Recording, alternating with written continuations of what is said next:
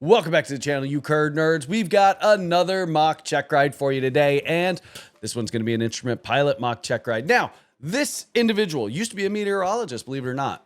Trying to be a pilot, kind of their second career. I don't even know if they really want to make it a career. I think they're just trying to do it for fun.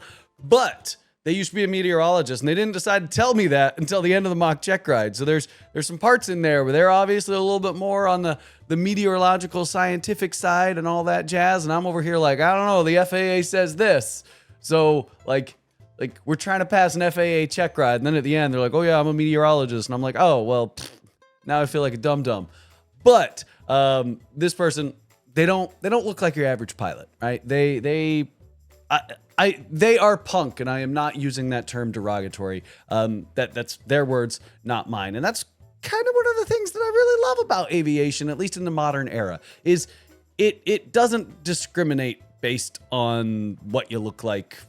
Yeah, are there still rude people that want to be discriminatory, that want to say things like, that kind of person's not a pilot, that kind of person shouldn't be a pilot.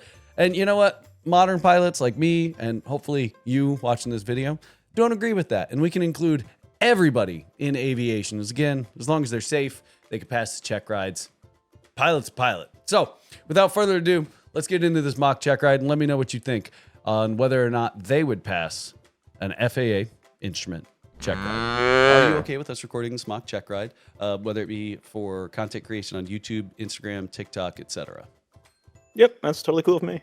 Awesome. So I gotta ask, before we even dig into anything else, that's a pretty cool looking airplane back there. You know, tell us about it. That's a pretty nice looking hangar too. I'm jealous. Yeah, it's a 1965 Cherokee 140. My wife and I restored it during COVID. It was our COVID project. Based here at Sturgis, South Dakota. It's got about all the STCs you can possibly imagine on it. Been flying it all over the country. Sun and Fun, going to Oshkosh a few times. Oh, I didn't even see you. Did you go to Sun and Fun this year? Yeah, I was down there. Oh, I didn't even see you down there. Dang. Yeah, I was down there for the week, right in front of Vintage.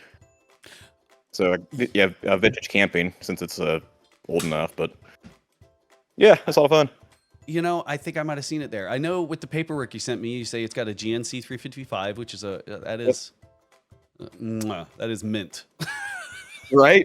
You know, between that and the iPad with the higher tier subscription, you know, it's a really decent platform. I mean, I have it all Bluetooths and talks to itself, and you know, flying the approaches is pretty easy.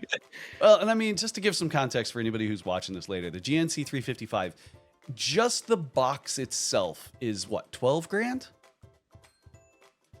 The 355A. Okay, so that has the narrower frequency spreading. My goal with this aircraft is to fly it to Europe, transatlantic. So my wife's British. She wants to be able to go home. That's one of the reasons I'm looking for the instrument rating. But you know, all the modifications we've done to it, it has about an 800 to 1,000 mile range on normal tanks.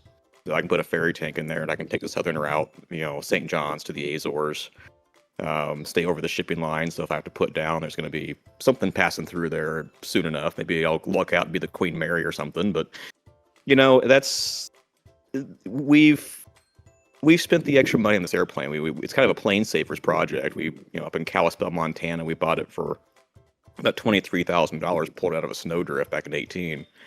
And this is what you get when you put $100,000 into a Cherokee. I don't even know. I mean, I stopped recording.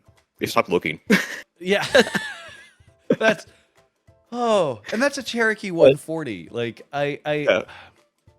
It's a Cherokee 140 Super is what I call it. It's got the power flow exhaust. It's got the Electroair ignition. That's the biggest secret to it. I mean, I can pull this thing back, and I flew back from Sheridan the other night, Sheridan, Wyoming, and 4.77 gallons per hour. That is cheap fun. You know, 950 hours along my course to 1,500. You know, I'm a bit of a non-traditional pilot, been flying since 2009.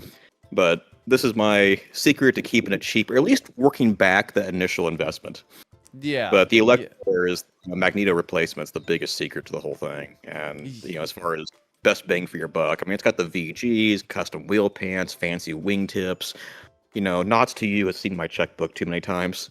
But but the biggest bang for your buck was actually that Electroair, and it's a 70,000 volt electrical system versus your Slick Mag, which is like 8,000 volts. The timing, it's variable timing. It covers the 20-degree arc, from 0 to 20, and versus your Slick, which is about a 5-degree. So you get a much more complete combustion. So I'm able to pull it back to 2100 RPM and just sit there for hours. Yeah. And just to clarify, for some of the people that, because remember, there's a lot of people that they're at 45 hours. They're hearing all of this. What they're talking about, or what this individual's talking about is they replaced one of their magnetos with an electronic ignition system that's a little bit more akin to something you would see in a high performance car. Something that you might see in an old, I don't want to say old, but in something you might see in a Vortec 90s Corvette. Like an LS6 kind of ignition system. Which is from what I've seen, I keep wanting to save up for one, but engine monitor is a little more important than replacing an ignition system that currently works. That is a gorgeous airplane. I am peanut butter and jelly all over. Way too many STCs. It's been fun, but. Yeah, and that's the thing is I was reading through all the documents and stuff that you sent me, and I was like, major alteration. What are we major altering on a Cherokee 140? Like who bothers? Yeah, the major alteration on a Cherokee is usually called a Mooney. Yeah, exactly. Or a Lance, or or a Lance. But because I've done some instruction in a Cherokee 140. When people tell me they're going to buy a Cherokee 140, I'm like, are you sure? But when you soup them up, it's like souping up a Pinto. Sure, it can get fast.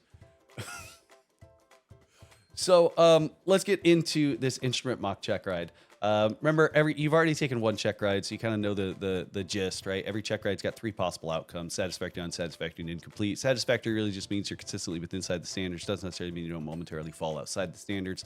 When it comes to instrument, really one of the hard limits is minimums, right? So if you remember back from private pilot, your short field couldn't be short of your point of intended landing. Any 1 inch short of your point of intended landing was a failure. So when it comes to instrument, busting through minimums is usually a straight up, hey, we've got to redo this, along with losing situational awareness and not being willing to admit it and getting yourself into a dangerous situation. Okay. Unsatisfactory, as we kind of said, danger to yourself, national airspace system, loss of situational awareness without recognition, and a prompt and appropriate correction. Then incomplete is things like weather, aircraft airworthiness that happen kind of in flight, right? If you're doing your instrument check ride and then a piece of equipment fails while you're on your instrument check ride, okay, there's stuff breaks, right? But if we get into the airplane and you get all the way to the end of the runway with something that's blatantly not airworthy, then that would be unset. There was a DPE. They told me a story of right as the check ride was about to start, the mechanic showed up and put new SD cards in the avionics for an update, and the student tried to take off with the update in progress screen still up. Obviously, that's not, we shouldn't be doing stuff like that, right? Last question DP is going to ask is, have you read through the ACS and you understand the standards you're being held to? Yeah, for the most part. It's this little guy here. Awesome. So, I've got your route right up in front of me, and what I want to do is I'm going to pull it up. So I'm going to share my screen so that we can all kind of be on the same page. I even pulled up ForeFlight so that it's a little bit familiar. So we're leaving 49 Bravo, Sturgis Municipal, and we're going to, where'd it go? Oh, there's the destination. KANW, Ainsworth Regional. Would you agree? Yes. Yep. Awesome. So we're leaving 49 Bravo. Let's say it's socked in all the way to the bottom, right? You got visibility's 1 mile, ceiling's 200 feet. What's your intention on leaving Sturgis? How are we going to get a clearance to leave Sturgis, given that, if I'm correct, it's uncontrolled? Yeah, it's uncontrolled. It's under Ellsworth approach is the kind of the regional control out here. In that case, we would do all of our ground checks and everything else. There's a phone number that we call for release. We could call over to Ellsworth, and they clear us for a release on the ODP, and go ahead and take off and contact them from the air and told them our release time, and there we are. Okay, so you said ODP. What is an ODP? It's it's covered in the takeoff minimums. It's the kind of the short. I'm not sure how to really say what it is, but it's the takeoff and departure procedures for small non-towered airports. Okay, so what does ODP stand for? Let's see here. Obstacle departure procedure, is that what it is? Yeah, it's obstacle departure procedure. So it's not just limited to small regional airports, right? Obstacle departure procedure is going to exist if there's obstacles, right? Yep. It's yep. Go ahead. Yep. And what I meant was, like, for us, we don't have SIDS or anything like that, or stars. It's kind of a backwoods airport. So Yeah, and I mean that's common for small airports to not have SIDS. What's the point of a SID? A standard instrument departure procedure. to have standardized processes for the controllers makes it more manageable. Use of the pilots know what to expect, controllers know what to expect, and all the aircraft are doing more or less the same thing. Awesome. So the point of a standard instrument departure procedure is to standardize the departure, right? Yep. Shortens up clearances, right? Imagine if, leaving Chicago, they had to give you a full route every single time, right? So let's say we took off.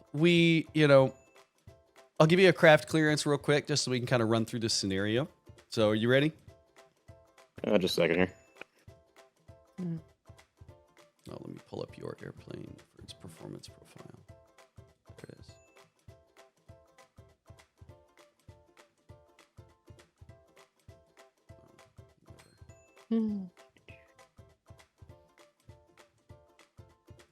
All right, I'm ready. I think. Yep, we're ready.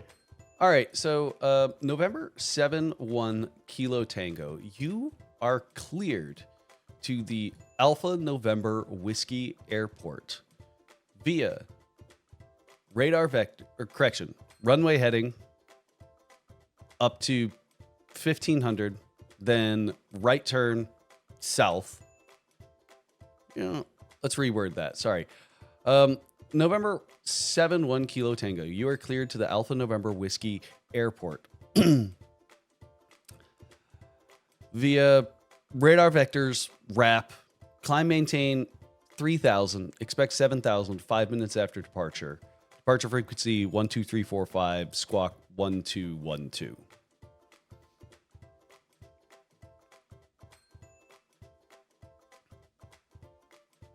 Copy. That's Ellsworth approach. Cherokee 71 Kilo Tango cleared to Alpha November Whiskey Airport. Radar vectors to Rapid City 7010. Frequency with you 123.45 and transponder 1212. Awesome. I don't know if I missed it. The initial altitude of 3000. I might have missed you if you responded with it. Copy. 3000 initial. 71 Kilo Tango. Awesome. I think and and it's normal to miss clearances and stuff like that. I know a lot of students that are just getting through their instrument stuff. They're so worried about screwing up a clearance, screwing up anything like that. I screw up clearances all the time. Craft clearances all the time at work. Because my airline's cheap and doesn't pay for the fancy stuff for me to just get something sent to me through the FMS. I still have to get a craft clearance just like you. So don't be concerned. Well, that's why it's a description. They'll fill me in if I miss a detail. So exactly. So we took off, climbed up to 3000, and again, as we said, we took off into 200-foot ceilings, 1 mile visibility. Do we recommend this in single engine? Of course not. But let's roll the scenario. We took off and we're unable to get anybody on the frequency. What's your plan? Well, if I'm still in IFR, it's just to continue the route as filed. So I'm cleared to Rapid City at 10 minutes. I'll hold it at 3,000 feet until 10 minutes has elapsed because I've started the clock on my takeoff, and just proceed as filed. Be predictable. Okay, so when it comes to that altitude, there's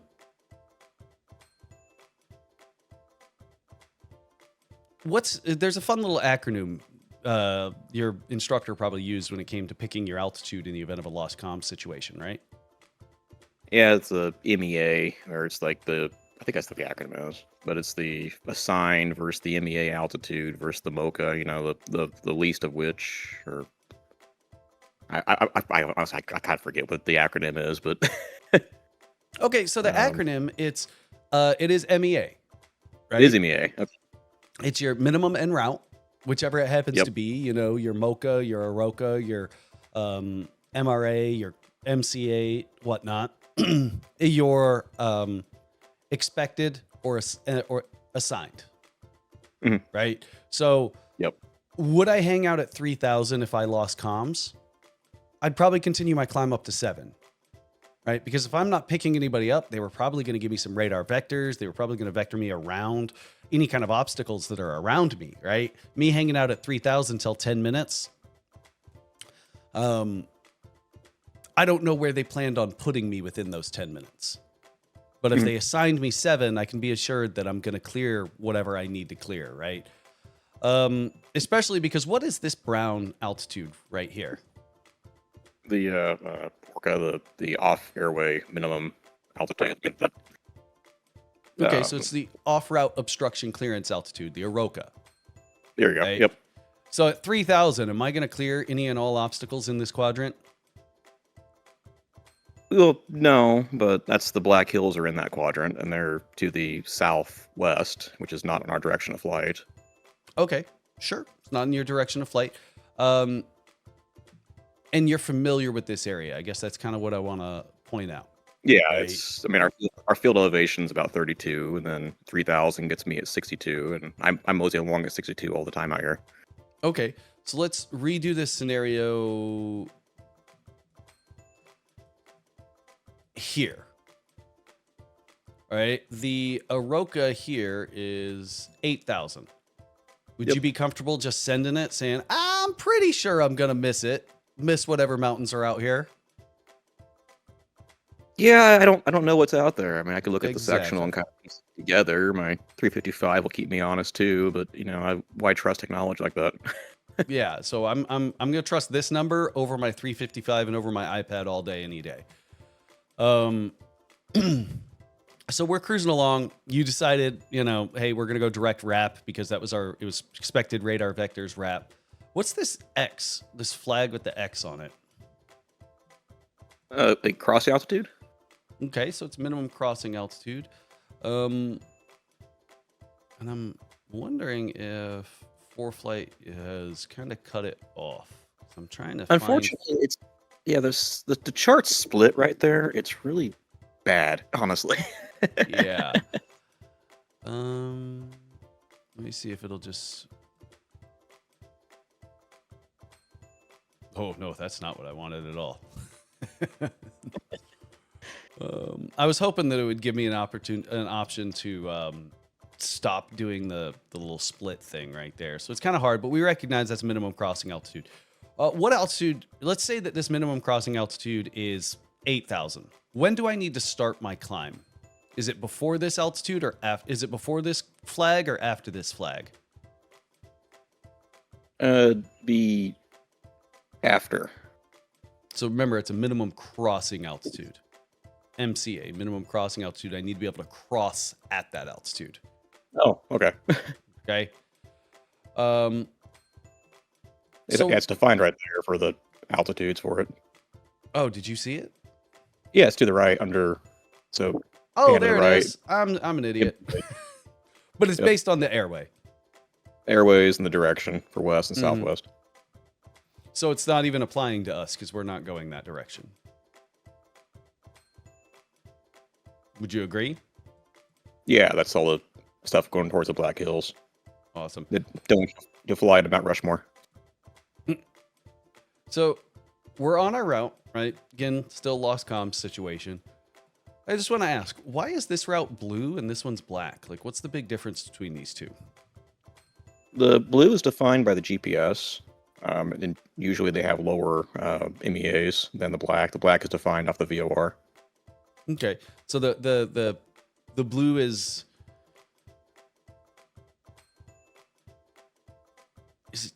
the blue is more defined as, I know it's kind of cutting hairs at this point. It's defined as RNAV route, where in your airplane your RNAV system is GPS. Yep. Right.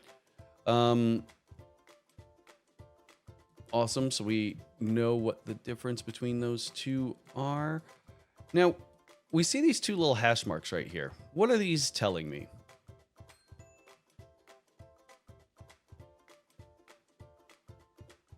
These ones that butt right up against the fix. Is there a change in the altitude? That's exactly what it means. It means there's a change in a altitude. It's not necessarily just the MEA. We can see right here, we go from 5,000 to 5,500, but then we get this new one right here. What's this new one with the star next to it or with the asterisk next to it? The MOCA. All right. The terrain clearance or obstruction clearance altitude. Minimum obstruction clearance altitude. Awesome. Let's take a look here. Procedures, departure. No, there's not one there. You know, I know where one is that we can talk about. So recognize you don't have departure procedures in your kind of area. But that doesn't mean that you don't need to know how to do them. So we're going to take a look at, is it this one? Let's do 10,000. Yes, it's this one. So we're looking at this one. It's the Salt Lake 4. I don't know if you want to look it up on your iPad to get a better view of it. But what I want to ask is, are you capable of this departure procedure? Let's see here. Definitely not runway 32. Even 260 feet per nautical mile at the altitudes they're talking about is going to be an issue if it's a hot day. Okay, so how do you know that? I mean, is there anything you could do to kind of like check these? Because I mean, 260 per nautical mile is not, I mean, that's not unheard of. I know my aircraft's capable of it. Well, there's a nice little chart in the what's it called? The Terminal Procedure publication. I think that's where it's at. The TERPs, yep. TERPs, yeah, that has a nice little chart there converting the feet per nautical mile based upon airspeed to your vertical speed. Yeah. Well, it's not. Is it based on airspeed? Well, ground speed, I guess. If you have a strong headwind, it plays to your advantage. Mm-hmm. So it's, you have to look back at that, do some computations. Your climb speed and the Cherokee here is about 85 or so. I figure 90 to compute the math. Okay, so we're playing on the conservative side. I'm happy with that. But let's see. It's I always recommend to a lot of students kind of have almost a worst case scenario already calculated. Like, hey, what would be the reasonably lowest pressure or highest pressure altitude that I would be operating under? Would it be reasonable for me to plan, for a 2980 being like worst case scenario pressure? Would it be reasonable for me to say that, 30 degrees Celsius would be a reasonable temperature, highest temperature that I could reasonably see? And then you do your calculations kind of based on those numbers. If with those numbers, sorry, I'm trying to make this fit a little bit better. If based on if based on those numbers, you're able to accomplish or not able to accomplish it. So what would be the required feet per minute for your aircraft to actually accomplish this? Let's see here. Find that table in here.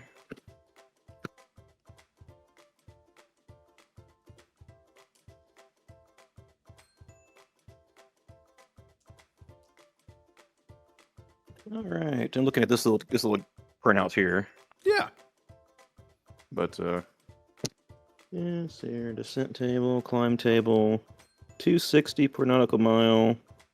At 90 is about 390 feet per minute, which is doable. But like I said, you got to factor in, it gets hot in Salt Lake, or if I'm heavy, or I usually carry, if I can, I like to carry extra fuel.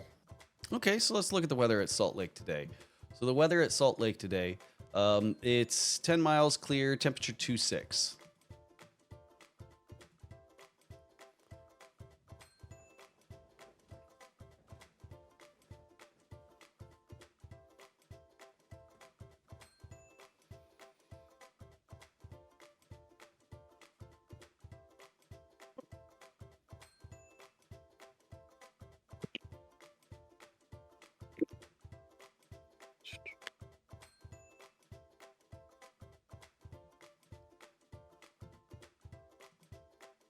Just a second here, just going through get my POH out.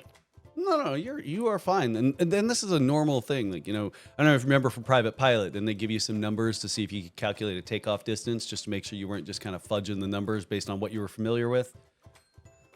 Yeah, I remember having to do that. Yep.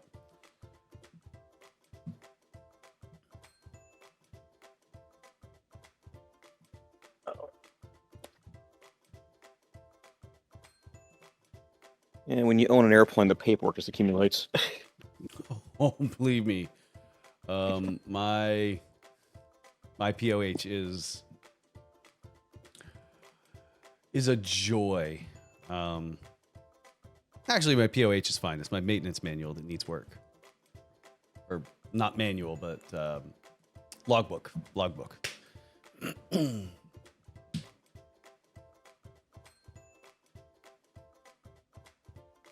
Looking for those charts in the back of it that show the climb performance with density altitude. Mm-hmm.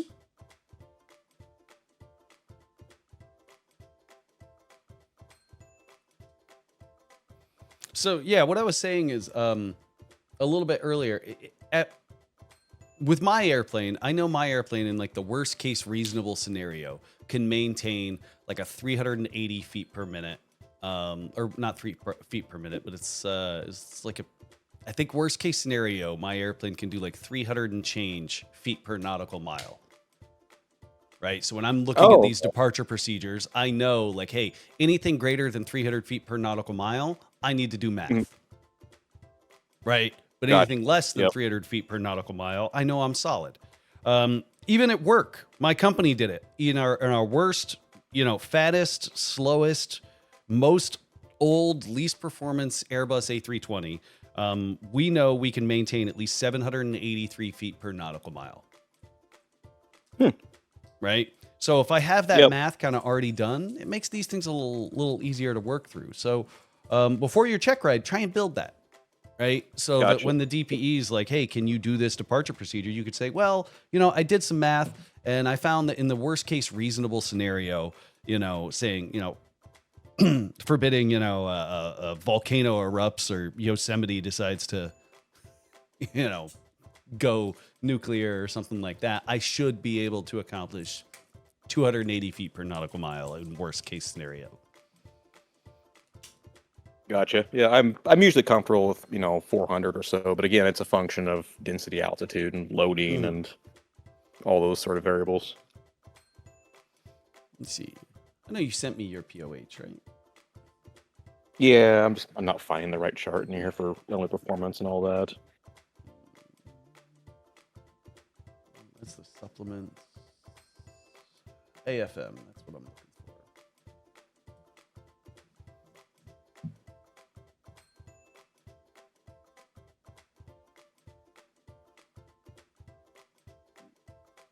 No, I guess AFM isn't what I'm looking for. Let's CG. Climb performance. No, I mean, with its age, it's very possible that they didn't give you this kind of information. I'm surprisingly, I'm not seeing it, and I scanned it in the other day and I sent it to you, but yeah, and that's the thing, because I mean, it's this 30-page document that you're looking at, right? Yeah, I know. It's the 1960 sales brochure. Yeah. You're right. It doesn't provide you that information. Huh. Okay, I'm not crazy. No, you're not crazy. Awesome. So, Good job, Piper. Piper does a whole lot better on their manuals nowadays. Because this is technically an AFM, not a POH, right? Mm-hmm. Okay. Yeah, it's the older version. Yep. So, this departure procedure, what I would kind of recommend is maybe do some math on your own. Go and check these things. Like, hey, can I accomplish this? Like what's the worst case scenario that I can accomplish in a real world scenario? Okay. But we did the math. We recognized that we needed at least 380 feet per minute in this one. Just don't miss the second statement.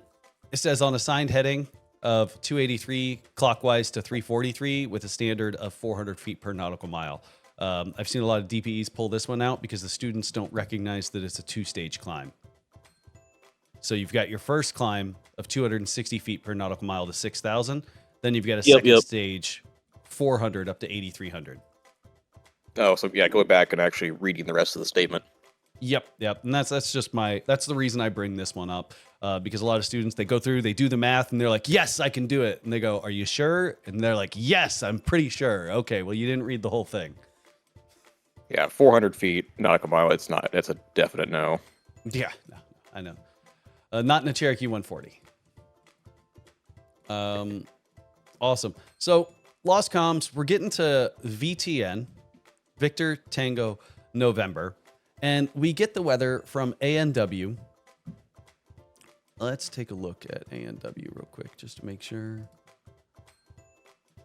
And you've got the GNC 355. Is that the GNC 355 that does have nav in it as well? Yeah, it has the communications and the GPS. Okay, so it's a comm GPS, not a comm nav GPS. Correct. There is no nav. This is our nav on the airplane. All right, solid. So we get to Victor Tango November, right around here. We get the weather, and we hear that ceilings are 400, visibility's 2 miles. What's your plan?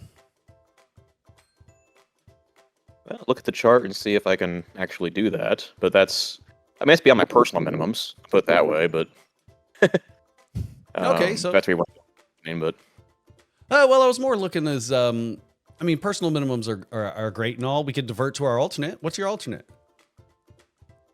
Alternate in this would be what was it?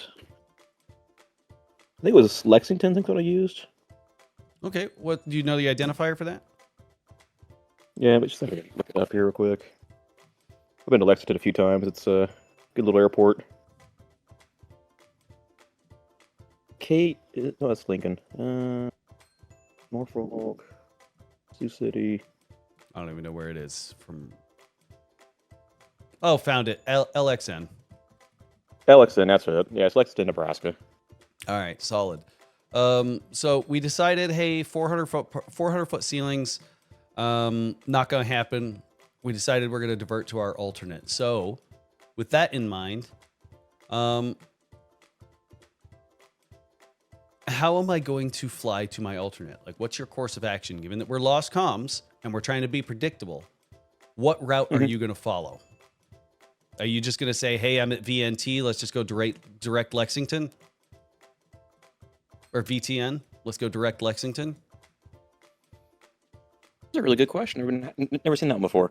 No, I'd go ahead and, just to be predictable, I would go ahead and do a missed approach out of Ainsworth there, and then continue, follow the missed approach procedure. At the conclusion of the missed approach procedure, then, pick up the airway there and continue down to Lexington. And hopefully if ATC has me on radar, they can kind of see what I'm doing and anticipate my next guess. Now, would I go through the whole procedure? Unless I planned on actually landing, I'm not going to go through a procedure, right? That just increases my workload and increases my risk. If I've already decided, hey, I'm not landing because this exceeds my personal minimums, I'm not going to follow the procedure down. I'm going to follow what my clearance was. I was cleared to the ANW airport as filed. Mm-hmm. ANW, that doesn't mean cleared approach, blah, blah, blah. So I'm cleared as filed, which means I am going directly over top the A&W airport and then on to my alternate. Because I don't have the intention of shooting the approach. Okay. Does that make sense? Yeah, it does. All right. So we decide we're going to Lexington. Weather's a little bit better at Lexington. But we have no route now. We're just going direct A&W to Lexington unless you filed an alternate route. Yeah, I've never seen that before. So yeah, I guess technically I would just be direct at that point because there is no route. But Yeah. There's no routing that you've filed.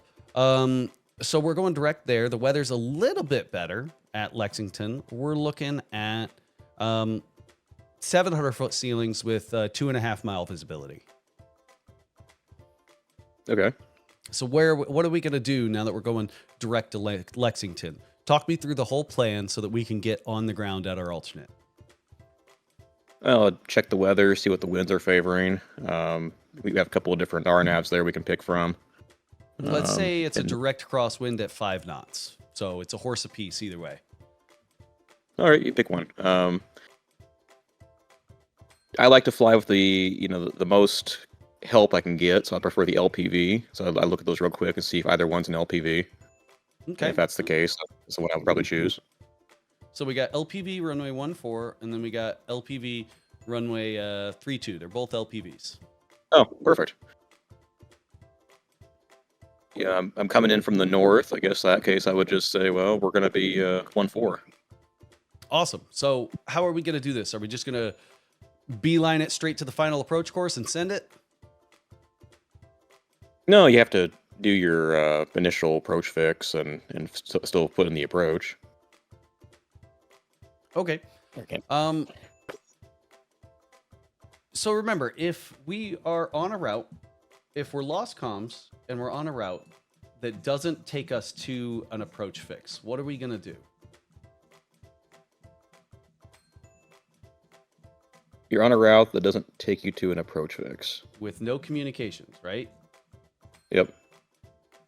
I mean, we have to put it in an approach fix, but Well, yeah. Okay. So we've been cleared as filed. We didn't get into our destination. So now we're going to our alternate. Our alternate takes us straight to the airport. Okay. So the first question we're going to ask is this clearance limit a fix from which an approach begins? So our clearance limit at this point is our alternate, yes, which would is be Lexington. Yes. So that's the airport identifier. That's the GPS waypoint that the airport identifies as, right? Do we have an approach that starts from the GPS waypoint the airport identifies as?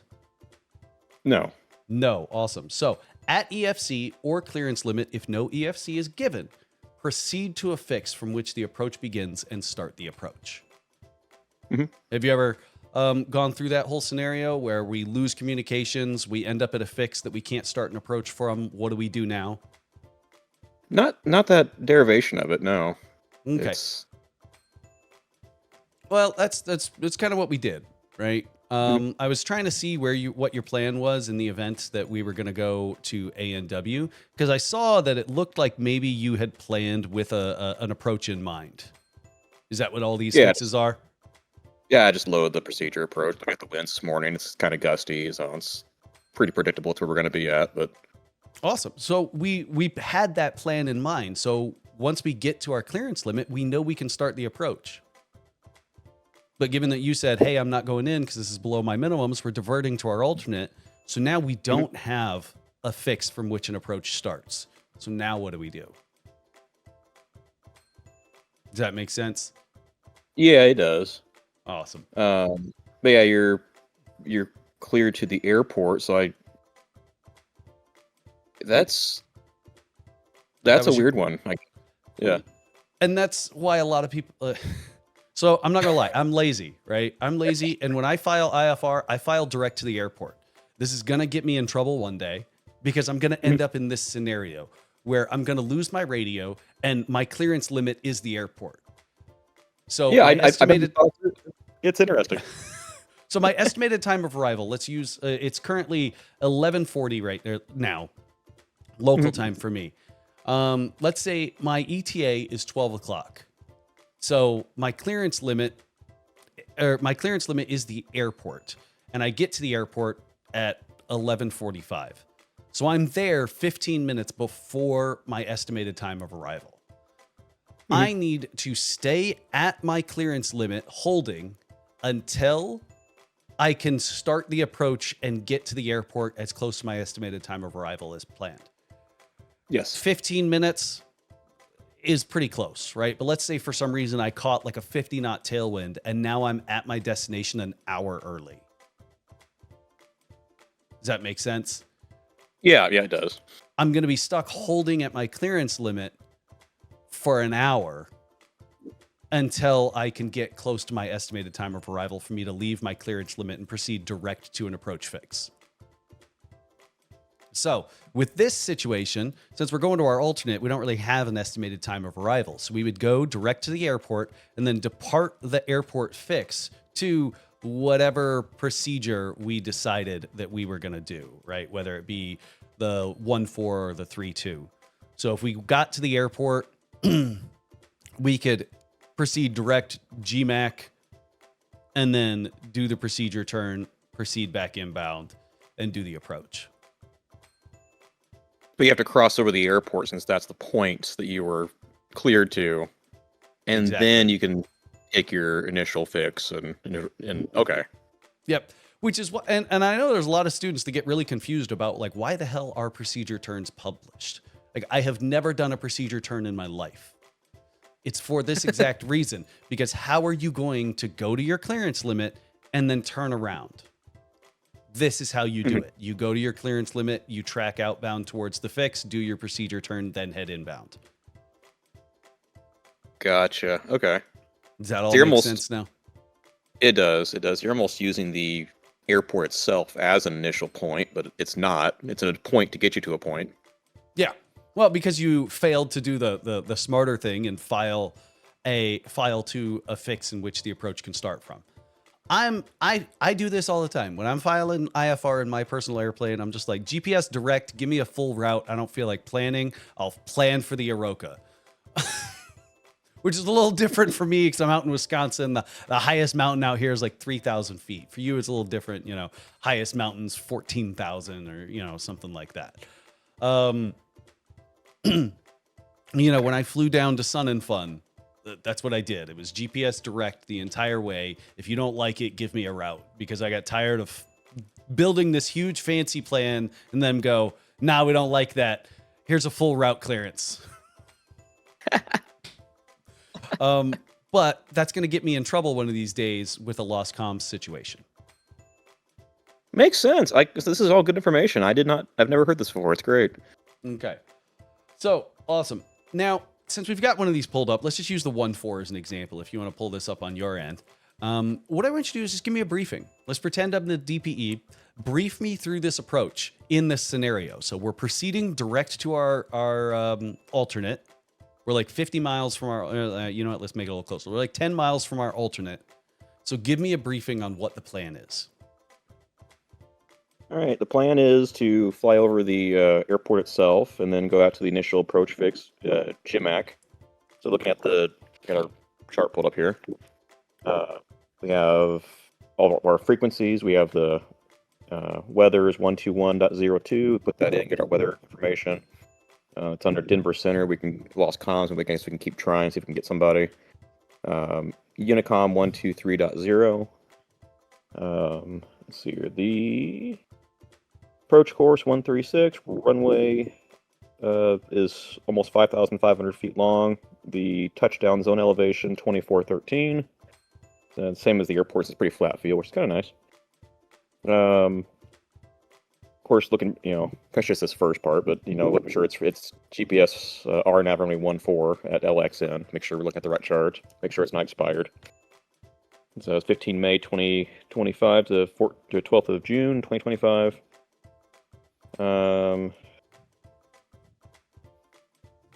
Let's see here. We got the descent profile. So we're going to be in the hold between 4,600 and 10,000. Got the descent profile there in the bottom right. LPV is one we're going to be using. And Let's see here. Lights, we have murals off runway 14. And also REILs. So that's what we'd be looking for. We punch out, but Okay. yeah. MSA is 4600. Awesome. So, what I want to say is you did what most students do when it comes to briefings, right? They just kind of, yeah, they just kind of read the whole thing, but they didn't, like, if I'm gonna be honest, I still have no idea what we're doing, right? An approach briefing is supposed to create, this shared mental model. A lot of people are like, oh, I only fly single pilot, or, I'm never going to fly with anybody else anyway. I'm not going to be an airline pilot, blah, blah, blah. All these reasons that they don't need to be able to give a good briefing.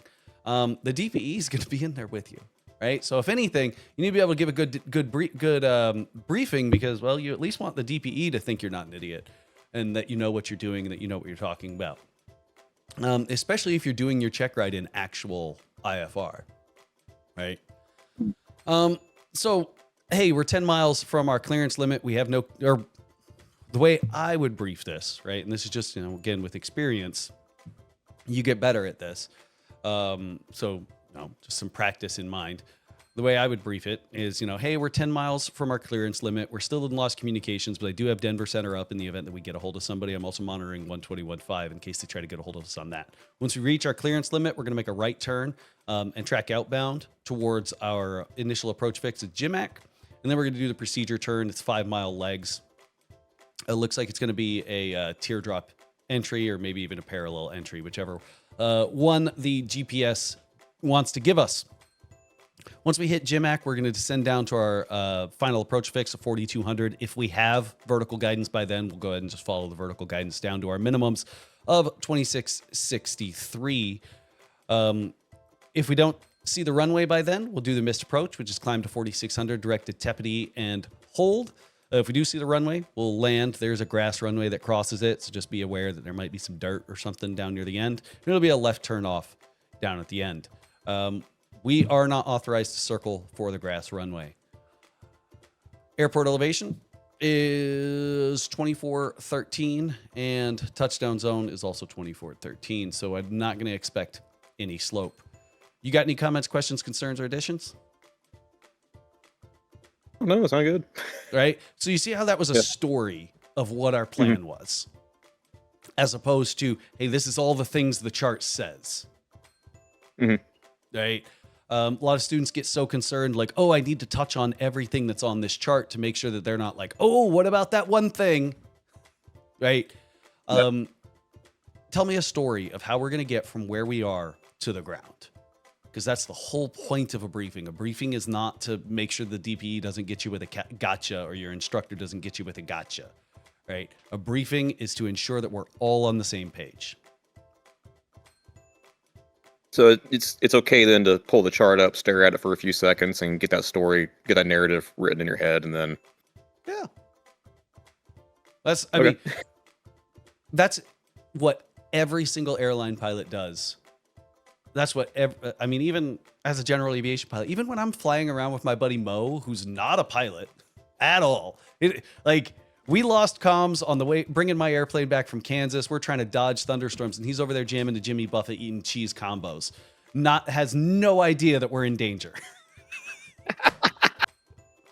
But I still give him a briefing so that, even he can recognize, hey, we're going to make a right turn. Hey, we're going to make a left turn. Hey, we're going to turn around and then track inbound. Even he can look at the screen and go, hey, that compass doesn't match with what you said we were going to do.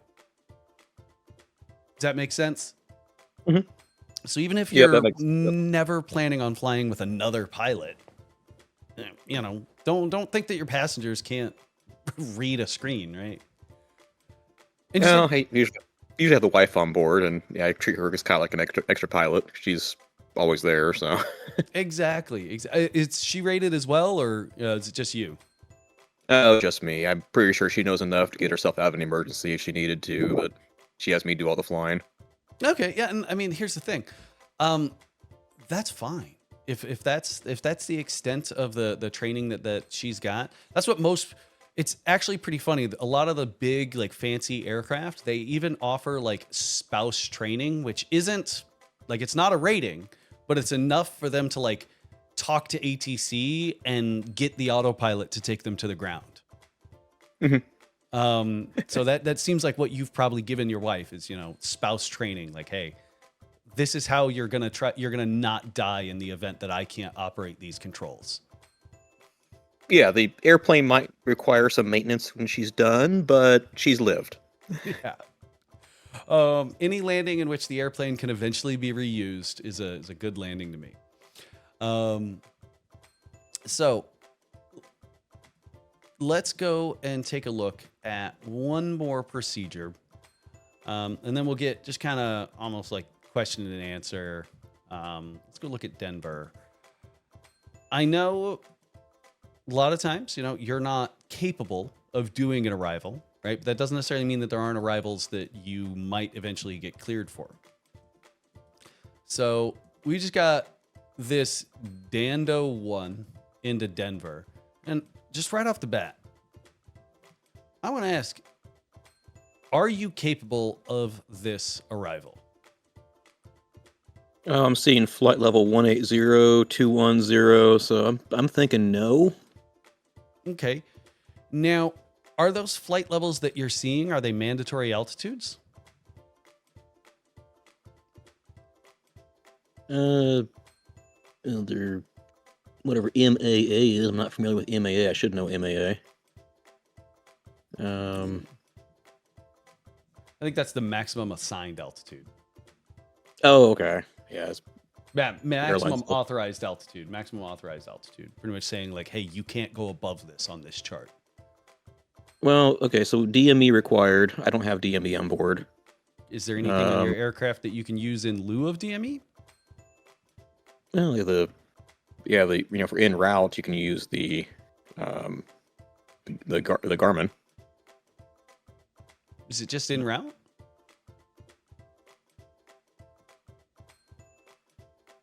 A WASP-capable GPS can be used in lieu of DME. Yes. Throughout the entire throughout the entire national airspace. Okay. Right? You got to think, G1000 doesn't have built-in DME. It can still do ILSs. Right? Because the G1000 is using the GPS in lieu of DME. Okay. Good to know. So right off the bat, we see DME is required, right? We have GPS. We can use DME. We can use GPS in lieu of DME. So we have effectively the equipment required for this flight, right? Mm-hmm. So is there anything telling you that you can't do this? Well, the only thing I can see at this point is like just those altitudes are crazy. But like I said, I'm not sure if those would be. Those got to be MEAs or something. I'm not sure what those are. Yeah, they're MEAs. They're what to expect. You can see it right here. Turbojets expect flight level 190 at 250 knots. Mm-hmm. Okay. These ones right here, since they don't have, you see how these ones have little lines above and below them? Yeah. All right. There we go. You see how this one has a little line above and below it? Yep. Right. If you were to just see that over here, then that would be a mandatory altitude. Required. Right? Yep. Meaning, you can't do it. So if let's go to Las Vegas real quick. That's not what I wanted to do. Oh no, not Las Vegas. Williams Gateway. Because there's an arrival here that has those mandatory altitudes. Procedure arrival. It's the Hootie one. Okay, so we got the Hootie one right here. So there's a bunch of reasons that we can't do this. Turbojet aircraft only, GPS required, radar required, RNAV 1 required. We meet everything but turbojet. Okay. Yep.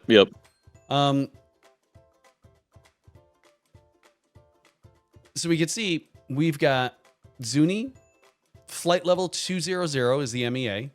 The MOCA or the MOCA is 9,000, so the obstruction clearance altitude is 9,000, 8,000, 7,000. But we can see we got P-press below 280, so the line up there is telling me below 280. Then we got Hootie below 200 at 270 knots. Then we got Checker between 14 and 12 at 270 knots. Then we got Rosie. Yeah, you got speed Between restrictions. 11 and 10 at 250, blah, blah, blah. So you see Yep. how sometimes it takes us reading the chart as opposed to just looking at the notes saying, hey, am I capable of this? Mhm. Okay. So we'll go and grab a different one out of, you know what? Let's see.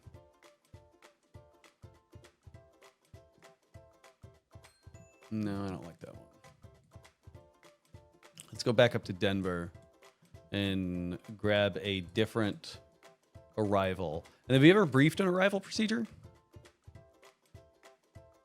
I don't think so. I don't think I've ever done one actually.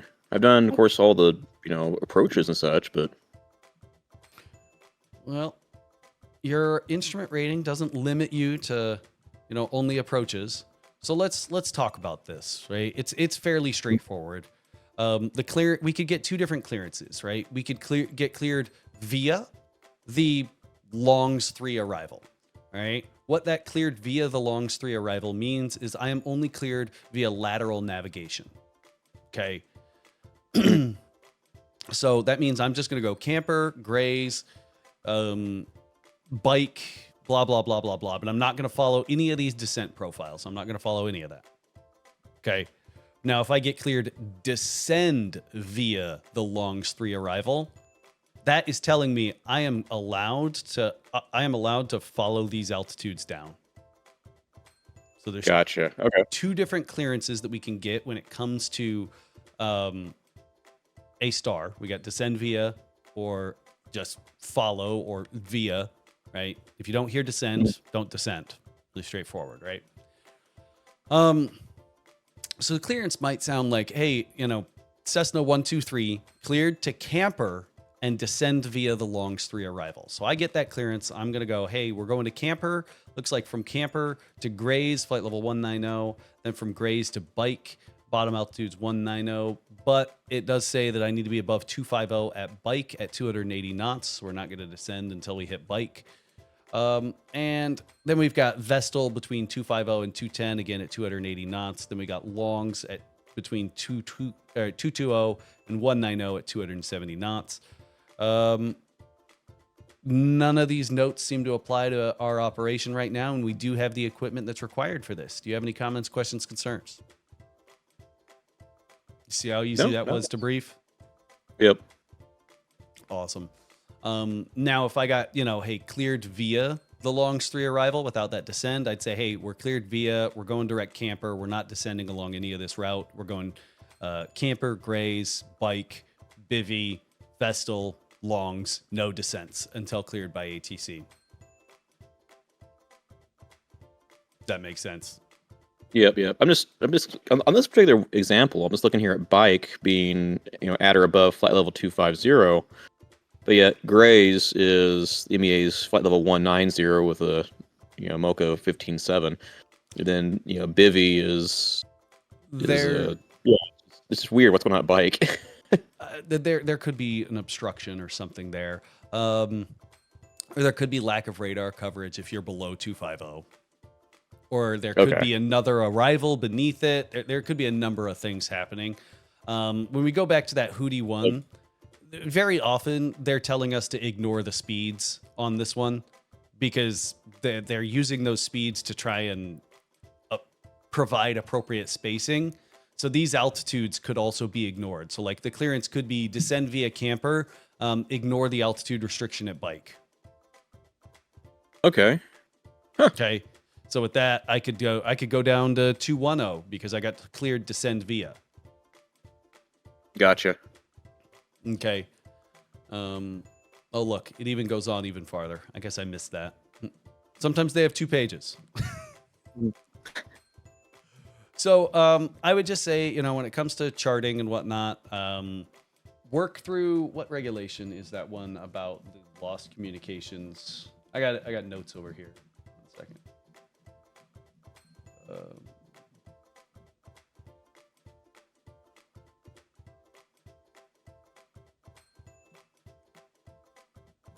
Yeah, that's a good example. Like I've honestly I've been studying this for this rating for almost a year, and I've never come across that scenario. Well, And it's because watched most several. people's radios don't break. No, we always talk Um, about lost comms as, oh, you just continue on, and if you stay in IFR all the way, you just do that. If you break out in VFR, then you go off and land and call and cancel your clearance when you find some clean airport suitable, and that's about the end of the discussion. And it's been for me, it's been particularly challenging because I like my instructor, but I'm his first instrument student, and I have more flight hours than my instructor does. And it puts me in a situation where I don't have much faith because I don't know what I don't know. And being the first student, I don't know if my instructor, in fairness to him, knows what I need to know. Or knows what he knows what I need to know, but has he communicated what I need to know to me to know it? So it's a mess. yeah, and I mean, I get that. There's everybody's learning. But remember, everything you need to know is in the ACS, right? Does the ACS say you need to understand lost comm procedures? Yeah, Yes, it's it it's does. it's a topic in there. Yeah. Right? What regulation covers lost comm procedures? 91-185 is what covers lost comms, right? Yep. There's also the instrument flying handbook, the instrument procedures handbook that covers lost comms. And I know that it gets a little into the weeds, it gets a little bit more in depth. And sure, if weather clears up and you're fine, then you're fine, right? You can just put the airplane down where you find a place to put it down, call ATC and be like, hey, lost my radio, cancel my IFR, I'm in VFR at blah, blah, blah, blah airport now. Mhm. Right? Pretty straightforward. Until you find that everywhere's IFR, you don't have enough gas to get yourself out of IFR. Now what are we going to do? Yeah, Right? now you've got to make it work. Now we actually have to understand 91-185. And sure, you could just declare the emergency, squawk 7600, and do whatever the hell you damn well please. At the end of the day, I guess that's also an option. Right? What is it that you can deviate from the emergency authority reg? I forget which one it is, but it says, you can deviate from any regulation in this chapter to deal with the extent of an emergency, to the extent of what the captain thinks or the pilot in command thinks is appropriate, right? Yep. But if there's a safer option, like following 91-185, right? And the other reason I kind of harp on lost comms so much is because I've been in that situation. When I brought my airplane home, I've been in the situation where Kansas was on the other side of a thunderstorm. My radio wasn't strong enough to punch through that thunderstorm, but there was some airplanes above me, so I was able to communicate a little bit with Kansas, but for the most part, I wasn't able to communicate. And since I was trying to navigate around this thunderstorm, I ended up not having enough gas to get to my destination, nor my alternate.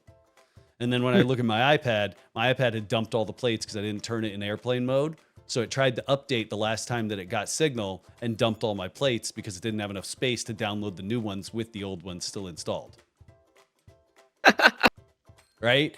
So what's my plan now? It was cry, really, is what it was. But we figured it out. But it was a stressful situation, and understanding the lost comms plan helped me really navigate through it. And what ended up happening was I was able to communicate with United that was flying above me, and they got something from Kansas pretty much saying, follow this heading. We think that there's VFR that direction.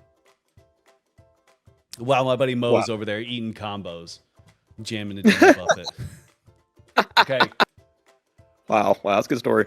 So understanding what you're supposed to do in those worst case scenarios, especially if you plan on trying to cross the ocean in your Cherokee 140, right? Mhm. You need to know what your plan is. So we've got that route, and we talked a little bit about WAS before, but what is WAS and what can you tell me about it? How does WAS work? Well, it's satellite-based navigation. It uses the geostationary satellites as well as the non-geostationary satellites to fix a very accurate position of the aircraft. There's downlink sites. Nearest one is over in Minnesota somewhere, St. Cloud area, I believe, Brainerd or something. But yeah, it just uses geostationary satellites, and it's really accurate. Is the summary of it. Yeah. So is there anything that my GPS will tell me in the event that I don't have enough satellites or there's something wrong with the signal I'm receiving from my satellites? It'll show you at a lower resolution on your approach. Maybe you don't have enough for LPV, but you'll have the LNAV plus V or something like that. It'll just default to a lower service level. You Okay. can then go into your utilities and do a RAIM check and see what's going on there, if you have enough satellites or not, or if there's a RAIM outage. Okay, so what is RAIM? RAIM is essentially the same concept as WASP, but does not use geostationary. It uses the constellation of satellites above you, and I think it's 5 satellites it wants to have. You can if one of them is given bad data, you can throw it out because it's computing all your vectors and all your data fields from the 5 satellites enough to fact check all of them. And so then it needs 4 to actually work, and I think 3 is minimum for lateral navigation. Okay, so if I only have 3 satellites, is that RAIM? Do I have enough for RAIM? You don't not enough to kick out the bad data. So it would, the GPS would function in a 2-dimensional mode, but it's not really RAIM. Yeah, RAIM so I'm not going to having have RAIM. Yeah. Awesome. Now,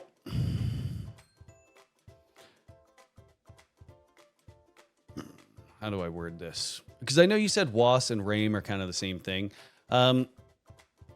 WAS WAS requires RAIM, but you can have a RAIM GPS system without WAS. Yes, Does that correct. make sense? Yeah. Right? Yeah, WAS Like is a higher level service. Yeah, awesome. So can you describe to me what RNAV means to you? I think I forget what the acronym is. I know the original RNAVs came out of the 1970s, vector navigation, leftovers from the LORAN system and all that. In my context, it means navigation by satellites. Okay. We're not using ground-based navigation systems at all. If the VOR is out, I can still overfly it. It's vulnerable to outages. If there was some sort of natural disaster or something that took out the satellite communication components. But for me, RNAV is navigation by satellites. Awesome. So your version of RNAV is your GNSS or Global Navigation Satellite System, or what you refer to as GPS. Is there any other types of RNAV systems you might be aware of? I know you brought up some stuff like LORAN, but obviously LORAN doesn't exist anymore. Is there anything else? There are. I'm not too read up or versed on them, but I do know they exist. Okay, awesome. Just as long as I know for a while there, a lot of students they were thinking RNAV and GPS were kind of interchangeable terms. No, it's a category of it, subcategory of it. Awesome. So RNAV, a couple other ones is things like DME, VOR, IRUs, and I mean, if you're curious, you can Google them and whatnot. But unless you go and fly airliners, you're not going to experience them. I've heard of the VOR, but I couldn't tell you anything about how it works. The VOR RNAV system, but it's just extend my knowledge. So you remember back in private pilot? Well, no, if you've done everything in this airplane, you've never used a VOR, have you? Actually, I started as a sport pilot, so my first rating was that in a flight design CTLS. Okay. I did my private 172 that had the VOR head. Okay. And then bought this afterwards. So when you eventually had to do lost procedures, right? You were lost, and they were like, "Okay, figure out where you're at," right? And your instructor made you triangulate your position using the VORs, right? Yeah, I remember doing that. That's VOR. The FMS in the back end is doing exactly what you were doing. It's going, okay, I'm 180 degrees from that VOR. I'm 270 degrees from that VOR. This is where those two radials cross. I must be here. Gotcha. Oh, okay. Been there, done that. Also, hey, we're lost. We're going to circle the town and find the wire tower and see what name's on the side of it. Yeah, it's like, okay, I got it. I guess we're here. Awesome. Now, what instrumentation do you have? I know you saved the 355, but what does that link up to for like a display that you look at? Its own display, its own LCD it has. Well, yeah, The it's got instrumentation. but you need to be able to present to CDI, right? All we have is a 6-pack, standard vacuum instruments. Okay. We haven't done anything with the panel otherwise. Okay, that's what I was asking, because is it 6-pack or is it, are you looking at like G5s or GI 275s, something kind of glass? But let's take a look at your heading indicator. Can you give me kind of a brief Barney style description on how that heading indicator functions? It's got a little, gyroscope in there, powered by the vacuum system. It sits there and spins, and that keeps it, somewhat in line where it needs to go. You have to set it with I forget the name for the knob, but it does progress every 20 minutes. I have a reminder. It comes up to reset it if I need to. But it's gyro driven. It keeps it sort of tracking where it needs to go, and you can use it as your heading indicator, I guess. Yeah, it's a heading indicator, right? I don't know what more to say of it, but So what I'm really asking is, there's two real big gyroscopic principles that these instruments function on, right? Mhm. All right, what are they? the centrifugal and and there's a left turning one as well. So you're thinking left turning tendencies. So two gyroscopic principles that your instruments are going to function on. They're going to be rigidity in space and precession. Okay. Yes. Yep. So when you're talking about recaging your heading indicator, you need to recage it because it's precessing. What is precession when it comes to a gyroscope? It's when it is slowing down or becoming inaccurate or whatnot. It's not perfect. It's subject to bumps and such like that are going to push it off. And Okay, so precession really just means that when you apply a torque to a gyro or a spinning object with mass, the resultant force is felt 90 degrees in the direction of rotation, right? So let's just say, for example, you've got a gyro back there. It's spinning like this, right? It's spinning vertical, and your airplane moves around it, and that's why it's deflecting your heading indicator. Does that make sense? So when I bank, though, the gyro wants to stay upright, but it can't. So I end up applying a torque to it. Well, since that torque is felt 90 degrees in the direction of rotation, that gyro starts to rotate just because I'm turning. Now, obviously, I'm turning, so the gyro is going to rotate. But since I applied that torque to it during the turn, it's also going to impart more rotation to it. That's why you have to reset the gyro. Now, if you're in straight and level flight and the gyro's still screwing up, that's probably because there's dust in there. And, as you said, they age. That dust can make the gyro slow down and apply a torque to the shaft that's on it. If the gyro bearings aren't in there perfectly, they end up being a little cattywampus. So as they're rotating, there's a little bit of torque to it. And that's why you have to reset it periodically. But precession is kind of a limiting factor of a heading indicator, is the fact that it's not going to always remain rigid. It's not going to always stay aligned. so, in other words, the movement of the airplane through the turn creates additional torque, and that's what pulls it out of alignment. Yes. The Have you extra ever- G-force. So, Well, have you ever seen those videos of like that professor that has like he has like a bike tire and he's holding onto it and he gets the thing spinning, right? And then he tries to turn the tire and it causes his chair to rotate. oh, I haven't seen that one. No. Oh. Yeah. Well, that is precession, right? He's applying a torque to it. It's felt 90 degrees in the direction of rotation. If he's rotating the tire this way, he tries to rotate it. The force is felt 90 degrees in the direction of rotation. His chair starts to turn to the left. Huh. That's interesting. No, That's what's happening inside your heading indicator when you turn, okay. right? That's gonna take some time to get head around that entirely, but that's interesting. So let's I'll use my coin, right? So I got a little coin right here. Here's my gyro. It's spinning forward, right? And I try to bank the airplane. Well, I have now applied a torque to the bottom of this gyro. Does that make Yep. sense? Well, if Yes. it's spinning this way, it's going to be felt 90 degrees in the direction of rotation, and it's going to start rotating around. Does that make sense? Yep, that makes a little more sense. All right. It's kind of like your propeller. Remember, as you pull back, you got that P factor, Mhm. or not P factor, gyroscopic precession when you pull back on the yoke, or when you push forward on the yoke. The airplane wants to turn yep. left or right. Yep, I've seen that. Yep. Um, Okay. The other gyroscopic principle is rigidity in space. Right? Rigidity in space really just says that it's going to a spinning object with mass is going to stay in place in that plane of rotation, whether it be horizontal, vertical, or cranked over at a 45 degree. So do you have you have two different types of turn indicators in your airplane, right? Or you have two different options of turn indicators that can be in an airplane. Is a better way to put it. You've got turn coordinators and turn and slip indicators. Mhm. Which one do you got in your airplane? The turn slip. Okay, so turn and slip. style. It's the older style. Does it show you any? What information does it show you? It's got the bubble for the quality of the turn, if it's coordinated or not, and then it has the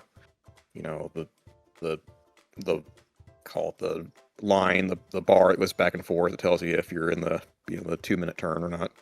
Yeah, it shows you rate of turn only is really what it's Yep. trying to get at, right? Yeah. Have you ever seen that? Go ahead. I don't have the fancy mini airplane one. Yeah, that's a turn coordinator, which shows you rate of roll and rate of turn. That one, it's going to function off of precession. That's the entire point of that one. Is when you start, it's got a gyro that again is spinning like this. All right. Crap! Dropping my phone. It's got a gyro. It's spinning like this, right? And it's mounted on the front and back. So it's like this, rotating forward in your panel. It's probably making a whole lot of grindy noise given its probable age, right? I know mine makes all kinds of fun noise. Yep.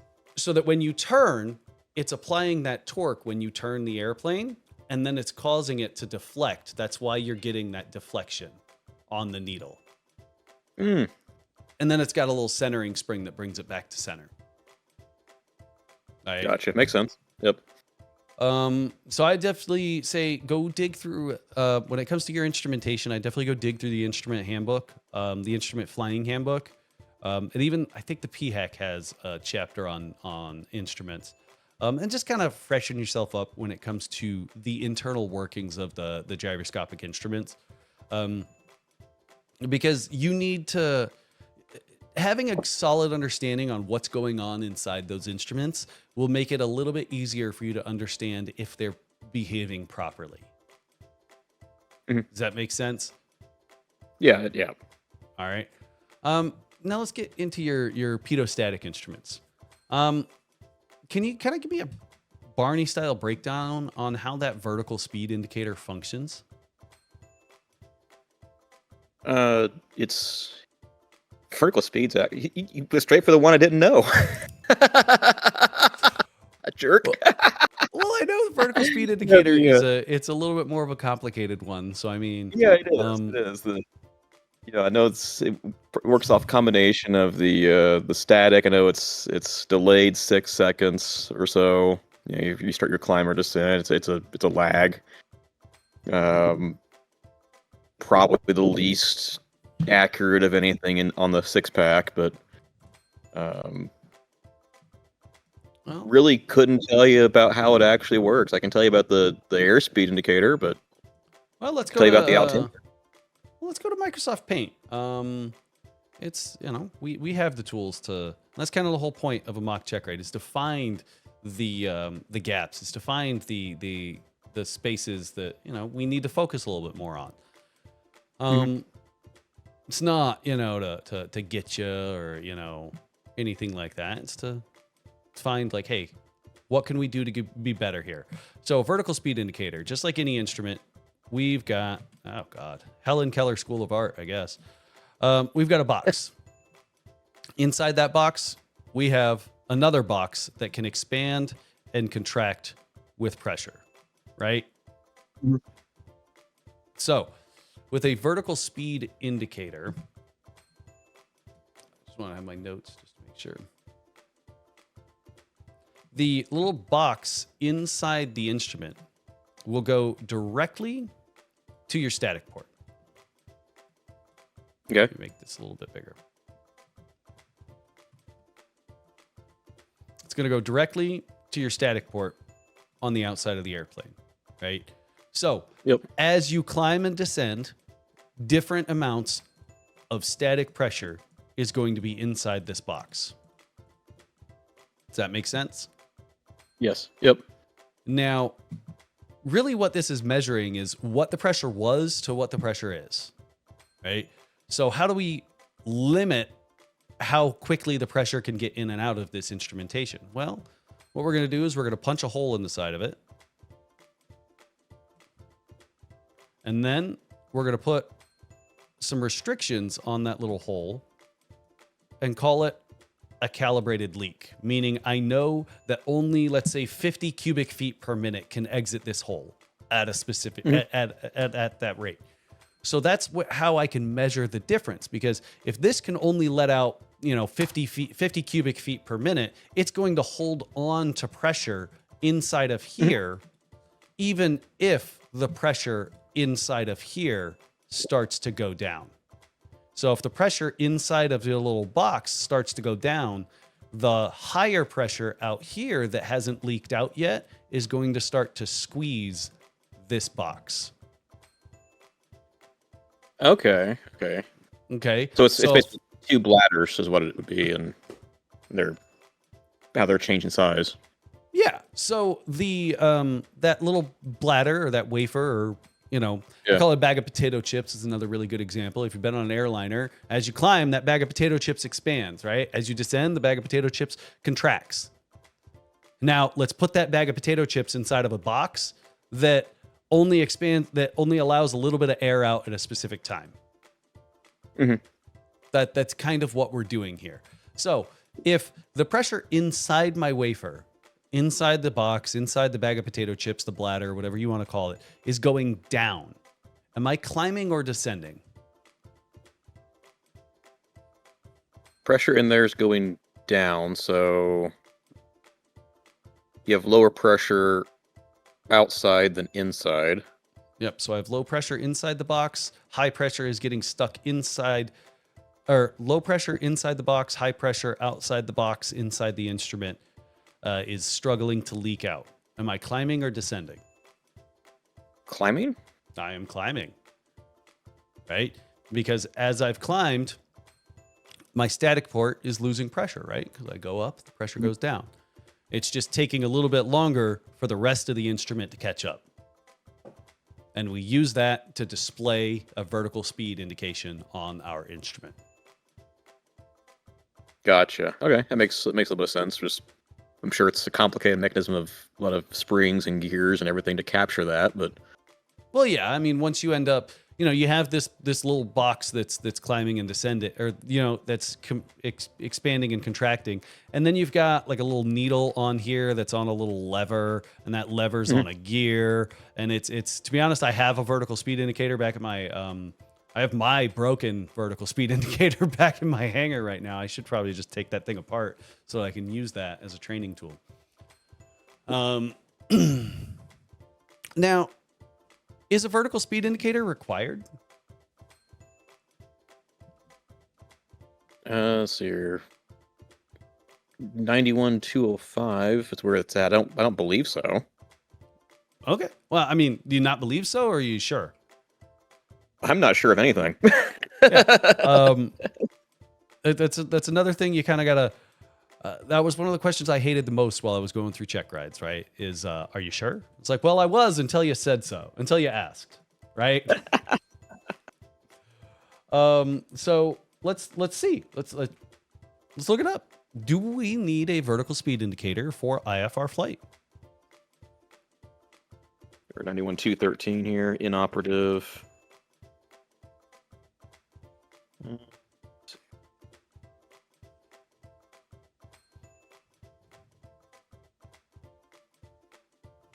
Shit. Instrument flight rules, that's required. Two-way radio, gyroscopic turn, airplanes, third. Altitude 360. Slip and skid indicators required, of course. Clock, gyroscopic.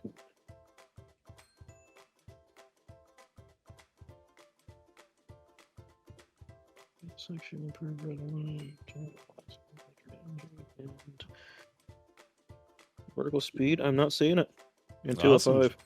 So we know that 91205 doesn't require it. It'd be the best way to put that. Is there anywhere else that we could look to verify that it's not required for our specific aircraft? The AFM, but the Cherokee doesn't require it there either. Yeah, and we're well aware that your POH, or not even POH, your AFM does not provide us much detail. It's not very. No. So what I would tell me about the airspeed indicator. How does that thing function?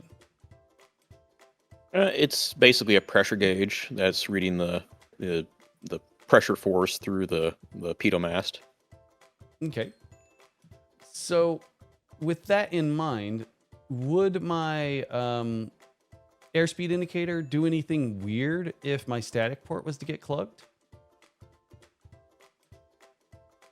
Let's see here. I think in the books it just says it wouldn't be. Well, if the static port itself's plugged, but the drain tube and the pitot port is still open. Let's see here.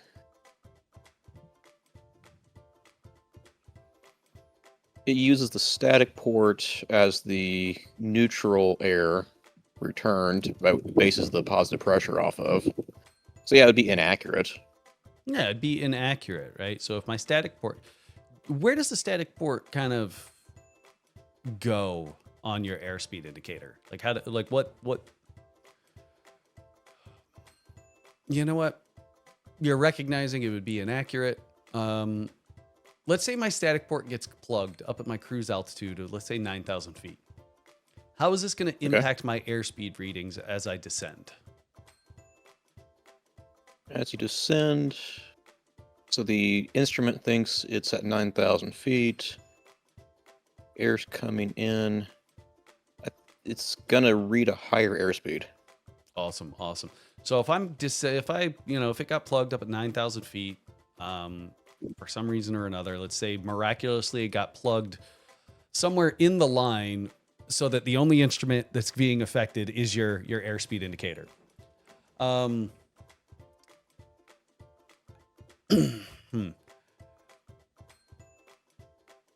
And you know what? I'm happy with it. We don't need to get into some weird hypothetical nonsense. All right. Now, I'm happy with that. Yeah, he's happy. What I would say is definitely dig through the pilot's handbook of aeronautical knowledge and the instrument handbook. And just kind of dig more into the instruments and be able to draw some pictures on how they function. Because again, we want to make sure that you've got a solid understanding, especially because like you've got these older instruments, and I mean they age, they break. I went and got a pitot static check done just a little while ago, and both my airspeed indicator and my altimeter, both of the diaphragms in them were cracked, so I had to get them replaced. Expensive, it sucks. I don't like it. But they age. It was the original ones from 1984. They didn't owe me a damn thing. All right, let's talk about weather. What's so dangerous about an embedded thunderstorm now that we're flying through the clouds? Oh, you can't see it. It's embedded. Exactly. Like a lot of times you even have radar shadows, and out here the radars don't reach around the Black Hills. So if you're in the Powder River Basin of Wyoming, the lowest scan that gets over the top of the Black Hills it's about 14,000 feet over the Powder River Basin. So you have absolutely zero coverage. Yeah. So So what are the big three things I need for a thunderstorm to occur? Moisture source, instability, and one that kind of throws everybody off, but condensation nuclei. So, well, I don't disagree that condensation nuclei is required for. It's required for raindrops to form. It's almost an assumption that condensation nuclei exists, Mhm. because, like, let's be honest, we don't operate in a vacuum where we only have nitrogen and oxygen in the atmosphere. We've got dirt, we've got dust. If you were reading the book and what the book answer and what most DBEs are looking for is you're looking for water vapor, unstable air, and some kind of lifting force. Yeah, that's the Right. unstable air. Out here, it's the mountains. The Harney Peak is you get the convective currents out to 7,000 feet off the top of the granite, and there you have it. But So you there's have a to have big difference between a lifting force and unstable air. So we'll go back to Microsoft Paint and we'll talk about it. So a lifting force, let's just don't save. A lifting force, let's say we've got a mountain right here, and then we've got wind. Boom, goes up the wind. Wind goes up the mountain, and it stays going that direction. Stable air.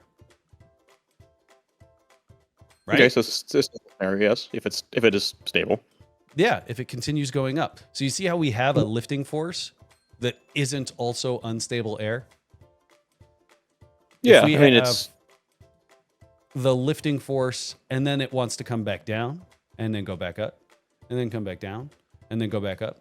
This is what we need for a thunderstorm to occur. If all I have is a lifting force and moisture, I'm just going to end up with high level clouds. That's all I'm going to end up with. You ever noticed on the backside of the on the leeward side of the Rockies, if it's not this huge pressure gradient that causes an unstable air mass to blow through, you just end up with high overcast clouds for a couple days.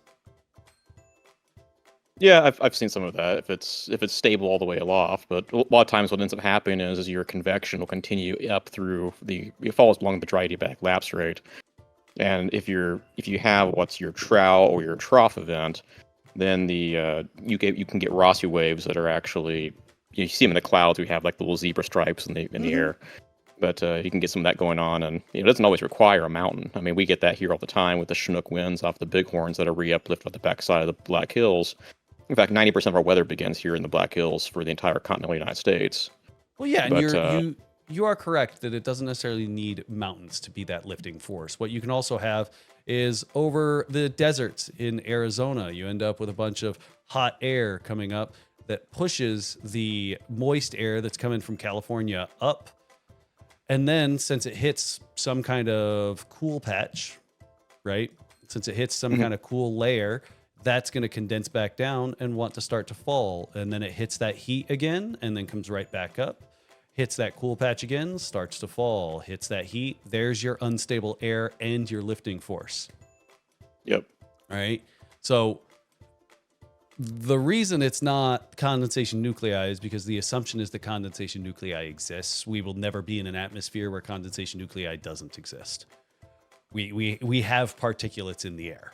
Okay. You cannot have a thunderstorm without unstable air and a lifting force. The lifting force could be mountains. The lifting force could be mountains. Would be referred to as orographic. You could have a lifting force that's associated with uneven heating of the Earth's surface. Does that make sense? Yep. It does. But the reason I say condensation nuclei is a lot of times out here, the wildfires, you can actually track the smoke plumes on your radar. You can see it go track right into a line of supercells. And actually, once the storm grabs that on the inflow boundary, the storm often just explodes in size. I mean, it's very dramatic because it's getting that extra insert of condensation nuclei that it didn't have before. So in some atmospheres, the condensation nuclei is the limiting component that's not present in excess. It's always there in some degree, but when you have an injection of it into a supercell or into a storm, it often becomes a supercell.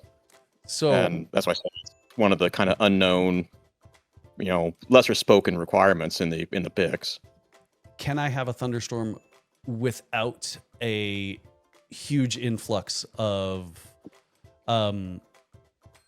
what's of the forest fire smog.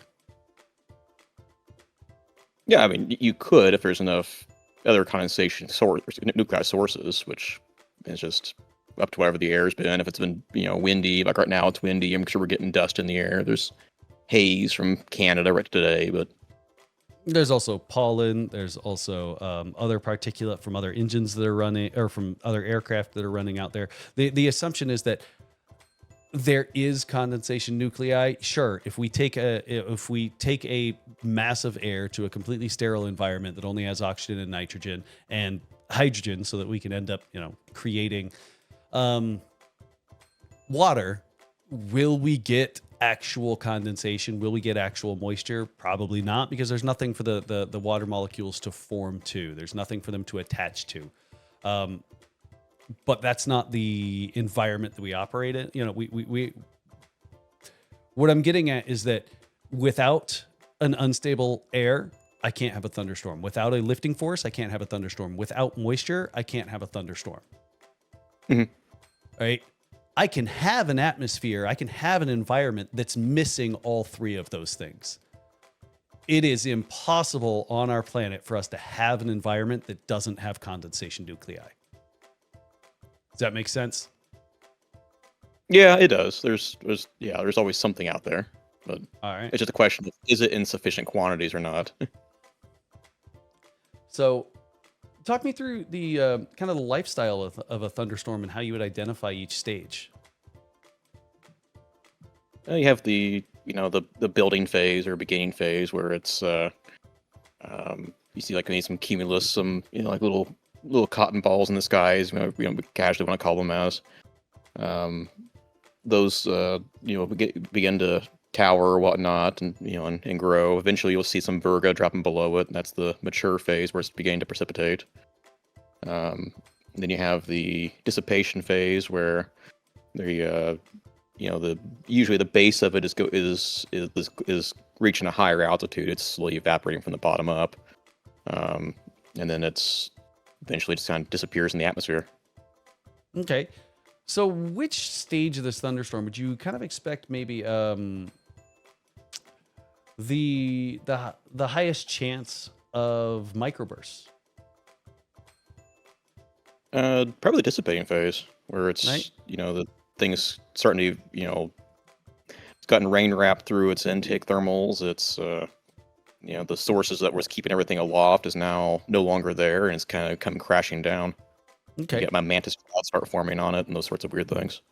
Yeah. How would you identify what would you be listening for on the ATIS, maybe to see if there was a possibility of microbursts in the area that might get you to deviate to another airport? If there's like a strange change in the winds, if the wind directions at the airport I'm landing at don't seem to align with either what I expected or where they would be for nearby airports. Okay. What if you looked at just like a METAR and you saw LLWS? What would that tell you? LOWS. Lima Lima Whiskey Sierra. Lima Whiskey. LWS. Yeah, sorry. I'm actually not familiar with that one. Low Honestly. level wind shear. Okay. Low level wind shear is a really good identifier of whether or not there's going to be a microburst, especially if there was like a thunderstorm or some rain or something that was happening nearby. Virga near the field would also be a pretty good identifier. But if we're in IFR, you might not be able to identify Virga. I've never seen that in a METAR though. Like that, I guess the airports here where they don't have a way of detecting low level wind shear from the ground. I think never made Denver the- does. Yeah. I think Denver's got the identifier. I mean, a lot of the places you go to probably don't have it. If you're looking at these smaller airports, because it's a huge array of wind monitoring devices that's on the field. So it's very likely is not places that you're frequenting. But if you're on ForeFlight, right, we can look at a METAR and then scroll down and look at like the places that are close by, Mhm. right? Yeah. Let's talk a little bit about icing. What kind of weather conditions would be more conducive to clear icing versus rime ice? Let's see here. I get these two mixed up sometimes. If the temperature is, let's see here, clear icing. I'm really drawing a blank here. I should know this. This is really bad, embarrassing. If it's around in the neighborhood of freezing, so the temperature of the water is in the freezing is near freezing, that's going to be clear ice, I think. If it's really cold and it's still super cooled liquid water, it's going to be rime. It's going to freeze on impact. I think that's what it is. Okay, so I really know that answer. both of them can be associated with super cooled water. What you're really looking for when it comes to clear ice is you're looking for large super cooled droplets. Right? Okay. So we need that. So large super cooled droplets usually happen because we had some kind of frozen precipitation that falls through a temperature inversion, right? So it warms back up, it thaws out, and then it hits cold air again, but now it doesn't have anything to freeze to. Okay? So that when it hits your airplane, congratulations, that becomes the thing it freezes to. So it hits your airplane, spreads back, and freezes. Congratulations, we have clear ice. Right? Rime ice is more associated with things like freezing fog, freezing mist, smaller droplets that may be super cooled and still looking for something to freeze to, but since they're not as large droplets, as soon as they hit your airplane, they freeze, but a lot of times they freeze with the air that was kind of with them on the airplane. So we end up with that milky, opaque, easy to break off kind of ice. Okay. Right? Have you ever driven your car through fog and you got out of your car and you're like, oh, there's a bunch of frost on my grill or on my mirrors? Yep. That's rime ice. Okay. Is your airplane fuel injected or carbureted? Carbureted. Carbureted. So what do we run into issue? What's some of the concerns that we've got with a carbureted airplane when it comes to ice? Well, you have carburetor icing. Okay. Forms from the degree of the circulation of all the air through the carburetor, and you can get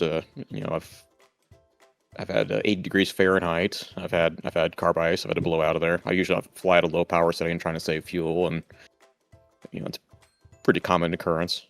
Yeah. So how do we deal with carburetor icing? Or I guess, well, since you've had carburetor icing, talk to us about how did you identify it? What was some of the symptoms? Well, they usually catch it early if it just starts noticing that the power is kind of slowly, rolling back. Get the airplane trimmed out at altitude. I kind of notice, hey, we're starting to lose the altitude here a little bit. Oh, I lost 100 feet. Hey, what's going on? Look at the RPM. It's a little bit, a little lower than where I thought it was going to be at. You hit the carb ice, lever for 5 or 10 seconds. Turn it back off again, and I notice my RPM rebounds, and we're good to go again. Okay. Yeah. I mean, and you know what? The choice on whether or not to leave the carb heat on is fully up to you. I know the few times I've experienced it, I'm just like, well, it's a rental airplane, not my problem. Carb heat on till we land. But if you're the one paying for maintenance, I can definitely understand the want to get rid of the carb heat as soon as you can. Now, in IFR, we need to trust our instruments, right? We need to be really cognizant of the fact that our instruments are what's going to tell us what's going on. But that doesn't mean that we won't end up with a little bit of spatial disorientation. What are some of the disorientation, or what in my notes I wrote the fancy word of vestibular illusions? What are some of the illusions that we might experience flying around in IFR?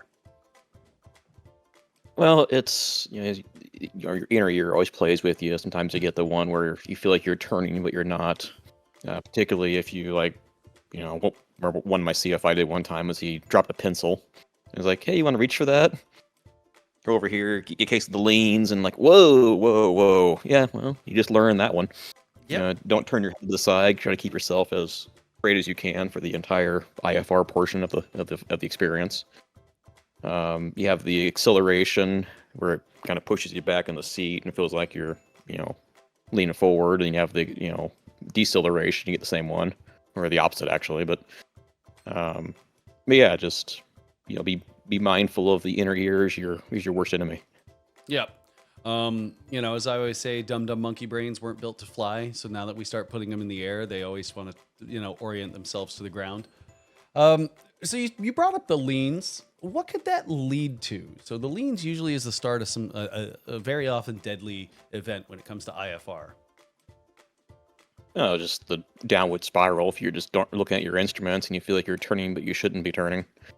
And a lot of times it's even optical. Out here flying at night over Wyoming, there's no lights under you. Especially if it's like a high overcast layer or just no moon.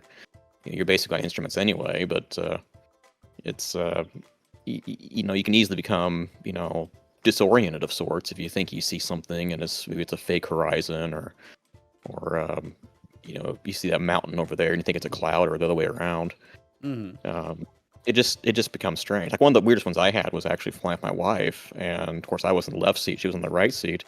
There was a thunderstorm off her side, so I couldn't see the ground or any. Had no reference over here on her side of the airplane. Of course, my side I could see down, I could see the ground, and I was fine. But even though I was definitely in VFR, the fact that I couldn't see any ground reference out her side of the airplane made me feel like, oh, this is like, what's going on here? I wanted to kind of drop her wing and kind of fly a little crooked. But it's like, no, this is the case of the leans. You just got to ignore it. Sometimes your stomach's sitting there twirling at you and you have to fight through it. Yeah. So, I mean, it's a great example of, possible spatial disorientation. And yeah, you trust your instruments, you fight through it, you trust your you trust your attitude indicator. If your attitude indicator isn't trustworthy, what other instrument could you use to verify on whether or not your wings are level? Just the heading. If the heading's holding straight and true, or if it's in a head indicator's doing one of those. Yeah, I mean that's a perfect example. What instrument might you look at other than your attitude indicator that would tell you on whether or not you're pitched up too high? Oh, the airspeed would drop. So solid. Now I know you brought up a continued spiral down. The book calls it a graveyard spiral. Graveyard spiral.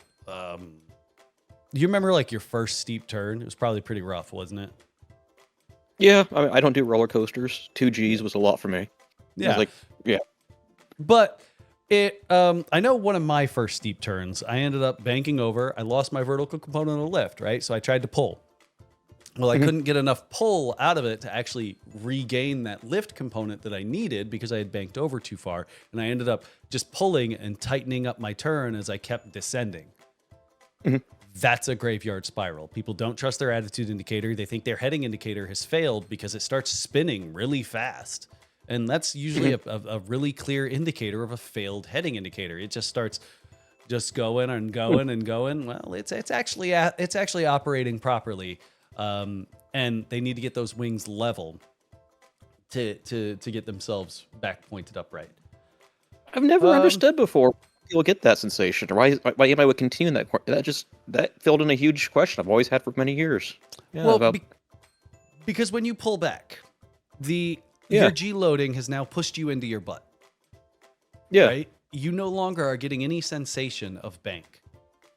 You're no longer getting any more sensation of turn. So does it feel any different when you close your eyes and pull back? Or sorry, if you were to close your eyes and pull back, would it feel any different than if you were at 20 degrees of bank versus straight and level? Yeah, you wouldn't. I mean, it's just going to push you straight in the seat no matter what. Yeah, exactly. It's really intriguing. Yeah. That's why people end up in that situation, because they're under the impression that their instruments have failed, and they think the only thing that they can trust is their internal instruments. Okay. Especially when we start getting into older airplanes. I know I was crossing the Bay of Green Bay last year during the summer when the Canadian wildfires were really bad. And I hit about the middle of the Bay of Green Bay and realized the smoke is so thick. Sure, it might be 3 miles of visibility, but this bay is wider than 3 miles, or the section I was at was wider than 3 miles. So I'm like, I can't see anything. And I look down real quick and my attitude indicator is it's like 35 degrees. And I'm like, wait a minute. What? So I had to take a breath, stop, look at the rest of my instruments and go, do they agree with what my attitude indicator is telling me? And my heading indicator didn't agree. And that's kind of where it starts, is you end up with the leans, right? So then you end up tilting the airplane, trying to correct that sensation of the leans. And then you start to see your altitude descend. So you pull back. That didn't work. Pull back. That didn't work. Pull back. And then you just end up tightening up your spiral. And since you already thought, well, my attitude indicator must have failed, you're thinking, oh, well, I must have, my vacuum indicator or my vacuum gauge must have sent a chunk through my instruments. Now they're both broken. Yeah, that's really interesting. The human factors. I've always just wondered, like, the famous Kennedy crash. What was he thinking? That's very interesting. Yeah, and there's been plenty of instances where pilots have either had instruments that have failed or have assumed their instruments have failed and have ended up in the dirt.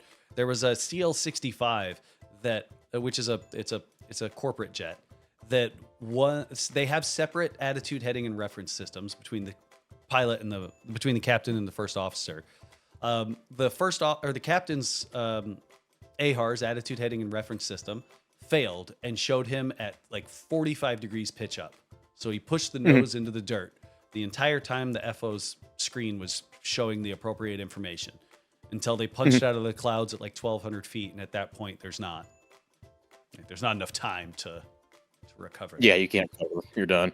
Right. So that's why, so many students have learned to fly instruments really based on their attitude indicator, which is a great way to get yourself killed. And it seems like based on the line of questioning we've gone through, you learned how to do it properly. Yeah, the very first thing we failed was the attitude indicator, and do a whole lesson with a sticky note over that. Well, because attitude indicator is the most complicated gyroscopic instrument, so it's the one that's most likely going to fail. Well, in fact, mine was failed for several hundred hours. It was you pulled the power back, had a small vacuum leak in it. The thing would just go all over the place, and I just learned not to even rely upon it. And it's the fact that anybody still uses an old vacuum-driven attitude indicator kind of blows my mind, because the G5s are like $500 more than an attitude indicator, and they're a whole lot more reliable. Yeah, I've been through 2 vacuum pumps on this thing. It's the most unreliable system on the entire aircraft. Essential for IFR, but I don't get it. Well, there's a couple more STCs you can get. You can get 2 G5s and get rid of your vacuum pump. Right, I'm working towards that. It's getting there. Yeah, if you were to display, but yeah, the 275s are a much nicer thing, but then you got to go to like a specific Garmin shop. They're $5,500 a piece just for the unit. Not talking about the install. They are nice though, because you can completely delete the rest of your pitot-static instrumentation if you get the GI 275s. They are. And then I can do the B and C backup alternator, which I've also had 2 alternator failures in this thing. God, that isn't, huh? Well, I guess since it did live in a snowbank for who knows how long, I guess I could see why. And the engine was a barn build. We found that out when the engine exploded. Oh God! What do you mean exploded? Like an uncontained failure? It's a long story. Maybe your viewers might not be too interested in it, but I was part of the alternative fuels project, putting MOGAS in airplanes. And long story short, automotive fuel is not stable at altitude. It has its flash point is about 450, 500 tops. Well, your air-cooled engines, your CHTs, are not far from that, and particularly if you're already at altitude where your flash point has dropped by the same percentage as your boiling point of water would. Same principle applies with loss of air density.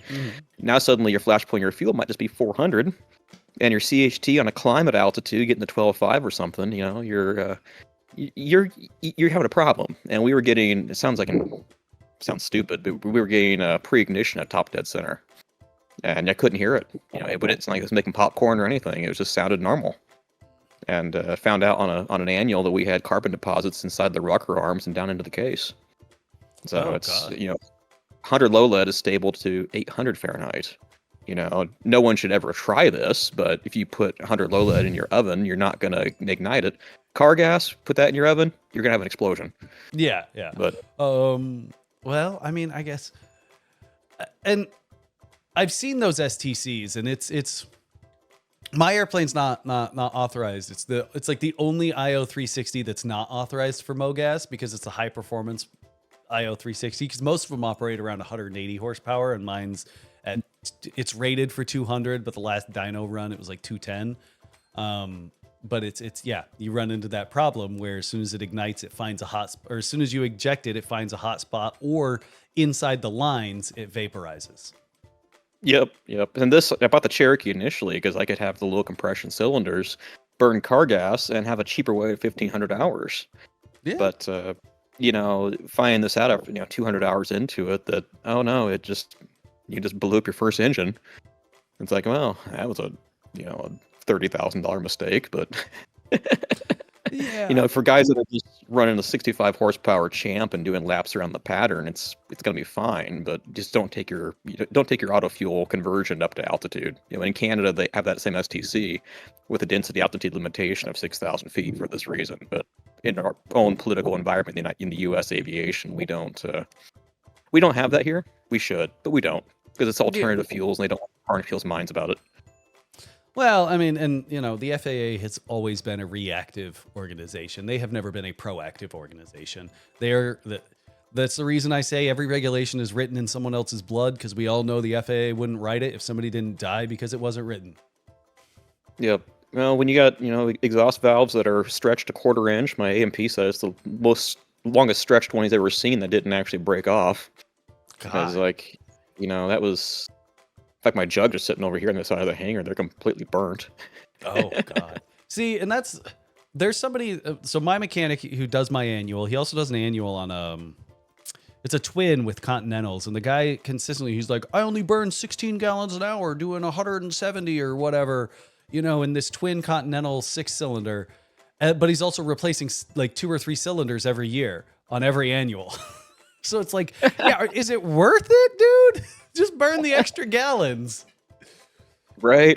But if everything I've done to this airplane, I've got it safely down to, like I said, 4.77 at 85 mile an hour. Yeah. And I mean, if that's a cheap way to do it, I don't need MOGAS.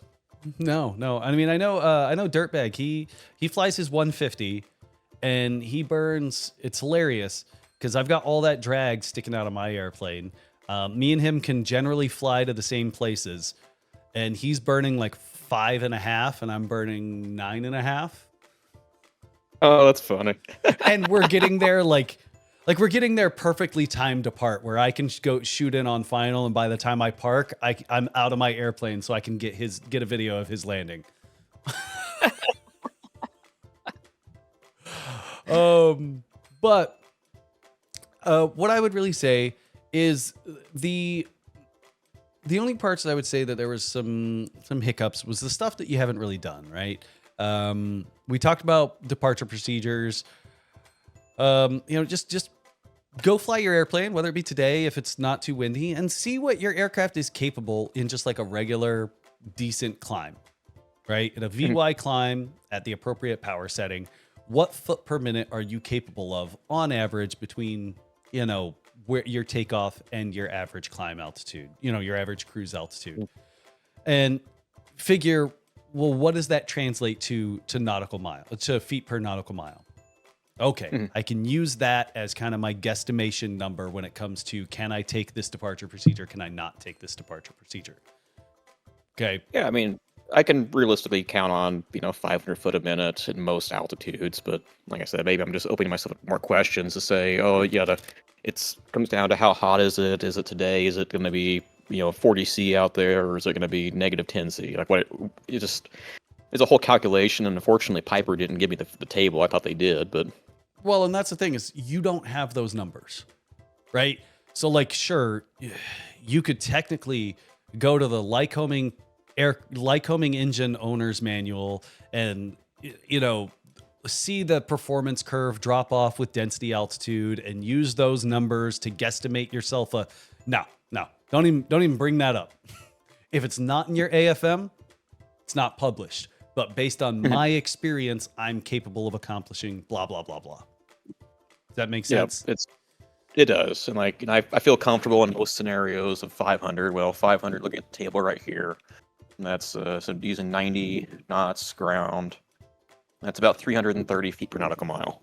Okay. In most scenarios, but Yeah. Yeah. Now, obviously, as you said, if you recognize like, oh, it's a really hot day, like I normally don't fly in these temperatures. I normally don't fly at this altitude. I normally don't fly in these conditions. Well, let me knock, 20% off just to be safe.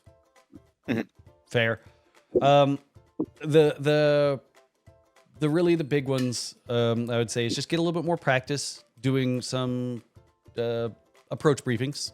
Right? Remember, tell me a Mhm. story on what we're. Yep. Tell me a story, and let's touch on everything that's pertinent. Okay. Hey, I've got my frequencies tuned in. Right. I can Yep. see 126 or 121. I've got my frequencies tuned in. Do I need to read them all off? No, you're probably already talking to the approach frequency, right? Mhm. I've That's got part of tower loading. in. Yeah, I've got Yep. tower in standby. Could be, another thing to bring up. But really, tell me a story. I don't want you to read the whole plate. I want you to verify that the plate's valid, verify that it's for the approach that we're planning on doing, and then tell me a story on how we're getting from where we are to the ground. Right? Okay. I mean, that makes more sense. I don't know why instructors want students to go through and just read the whole thing, but because you're right, it's not very helpful. It's not pertinent information. Yeah, exactly. And it's with experience, right? It's your instructor's first time, and they've got the same fears, like, oh, I need to read everything to make sure I don't miss anything. Yeah, read it all. Don't read it to me. Right? Read the whole plate.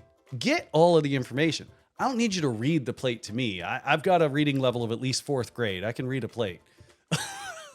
Yeah, and aviation's a really weird, really strange occupation where you got the young teaching the up and coming. So Yeah. there aren't a lot of there's a few, and they're usually the better ones, but good retired airline pilot instructors that have 30,000 hours, and maybe they've sat in enough airplanes now they do ground school, but those guys are hard to find, especially these days. It seems. Well, Yeah, and what ends up happening is 80% is passing, right? Mhm. Well, if I pass to 80%, I'm going to teach you to my 80%.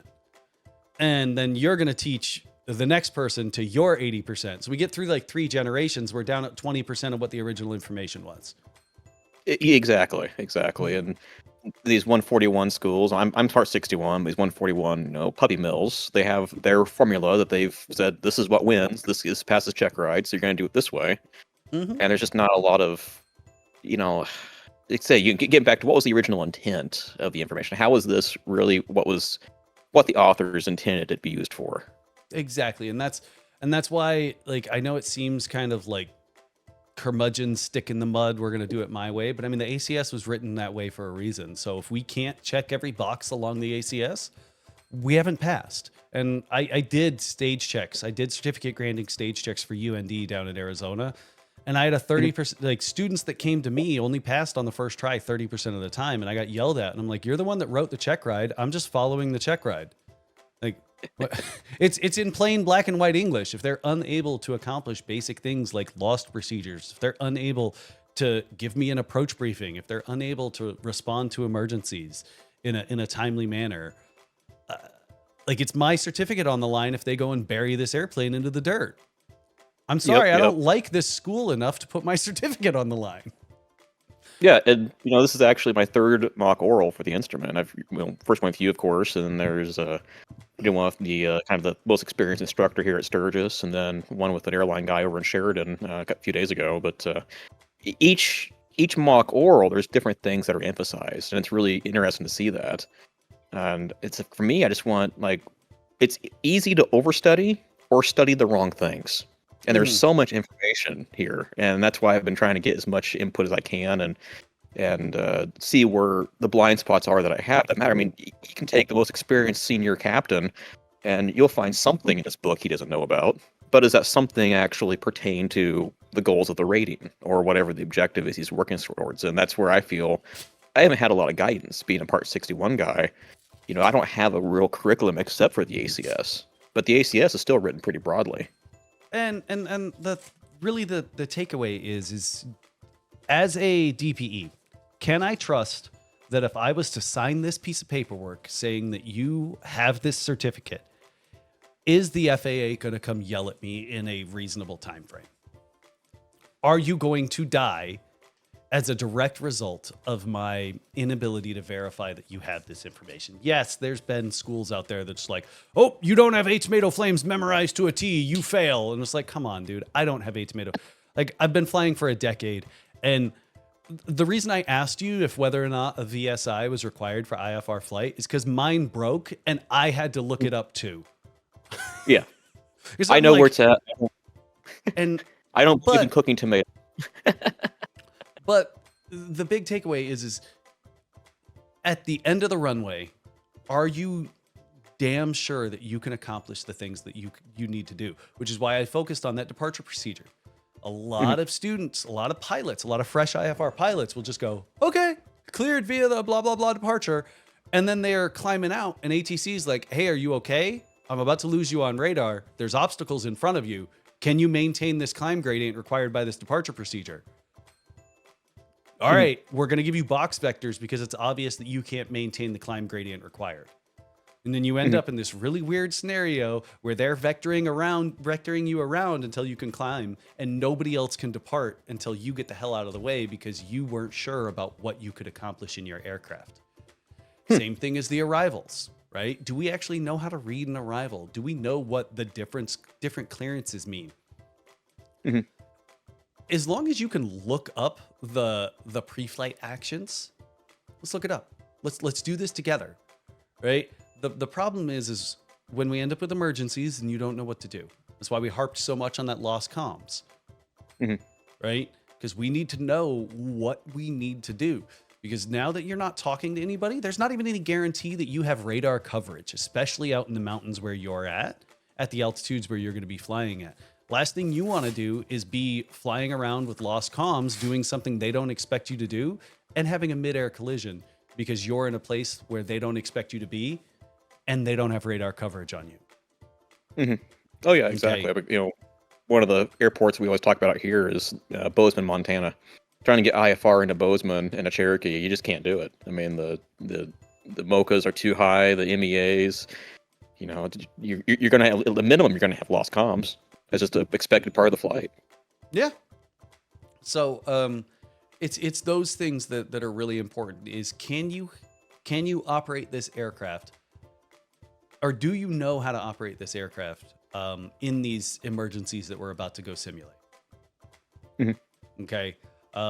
Do I care that you know every stupid little thing on the chart? No, because if you don't know when you're planning, you're going to look it up. I look it up. Everybody looks it up. Even at work, as an airline pilot, if I see a new approach, a new arrival or whatnot, and I'm like, I have no idea what this symbol is on this arrival, I'm going to look it up. It's like all these little weather symbols. Yeah. I know the common ones. So if I see something I don't recognize on a chart, I know where to find it. Exactly, because I'm not going to be looking at those things in flight, Yeah. right? I'm going to be looking at radar. I'm going to be looking at NextRad. I'm going to be looking at ADSB weather in flight. Do we know how to read those things in flight and how to respond appropriately to them? Great. During the pre-flight planning section, yeah, we need to have a working knowledge of it. But if you need to look up a symbol, know where to find it. Yep. Awesome. So read about how the instruments function because they're really important on, especially, you're still flying 6-pack, right? So you need to know what your instruments are supposed to do, how they're supposed to do it, so that you've got an understanding on when they're not functioning properly. Yep. Okay. Yep. Because something that's giving you a little intermittent, like, oh crap, is it doing something weird or am I just losing vacuum? Right. So read through those sections and practice some more approach briefings. And I think you'll be pretty solid when it comes to the thunderstorm thing. Remember DPEs, they're doing 9,000 check rides a year. Okay, they're not doing 9,000 check rides a year, but they are looking for, we've all taken standardized tests.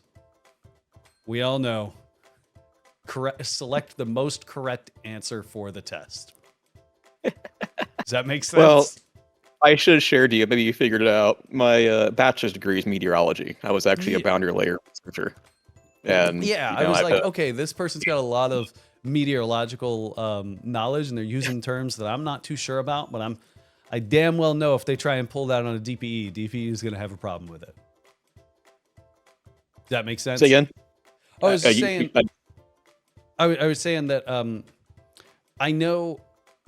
I was saying it seemed like they had a lot of meteorological knowledge. That's what I was thinking. But I was like, you know what? Let's err on the side of caution and let's focus on what the FAA's documentation says, because that's what the DPE, that's what the examiner is going to be looking for. Is does this comply with the FAA's textbook? Because that's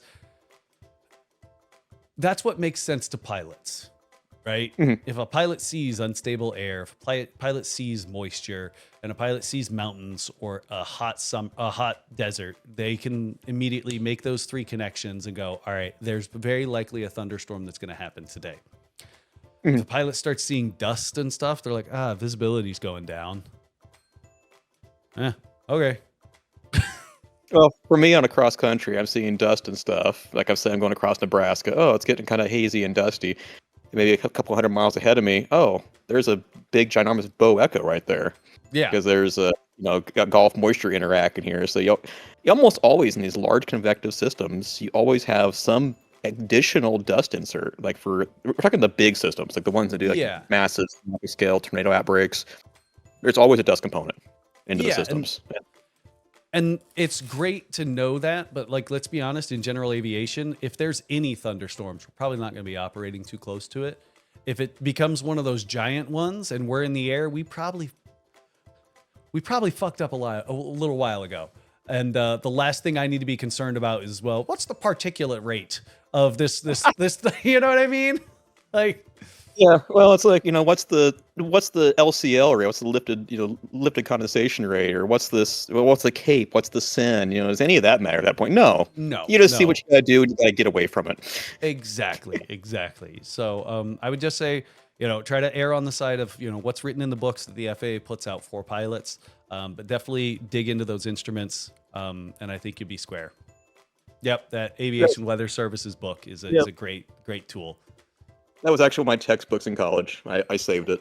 So okay. Yeah. Professor Clabo, if he's watching, should be happy. I saved his book from 10 years ago. I mean, it is an advisory circular. So I mean, I guess that's technically an FAA publication. Yeah. Their logo's in there somewhere, so it works. Yeah. So, all right. Did you have any other questions or any other things that you kind of wanted to touch on? I know I've got another one coming up, so I kind of got to get prepped for that one next. No, I appreciate you accommodating me and the experience, and maybe I'll see you at Oshkosh. Yeah, I mean, I'll be there. The airplane's going to be parked in the seaplane parking, not necessarily at the seaplane base. I'm of course I'm going to the seaplane base. You can't have a seaplane and not go to the seaplane base at Oshkosh. But given the fact that they don't let you dock at the seaplane base, you have to moor your airplane out. Every seaplane sinks. It's just a matter of how fast. I have no intention on letting my airplane sink, so I don't leave it out. I don't moor it for any more than like 6 hours. Oh, funny. Well, I'll be doing the Cherokee to Oshkosh arrival. I think that's my day of the week. That is, but I've wanted to do it for several years, and I finally just broke out and decided to go get the training, and I'll be one of a flight of 50 or something like that coming in. All right. We'll definitely be looking for you. Yeah. All right. Well, thanks for signing up. Get that studying done, and we'll hopefully see you at Oshkosh. Yeah, sounds good. Appreciate it. Yep. You have a good day. You too. Bye.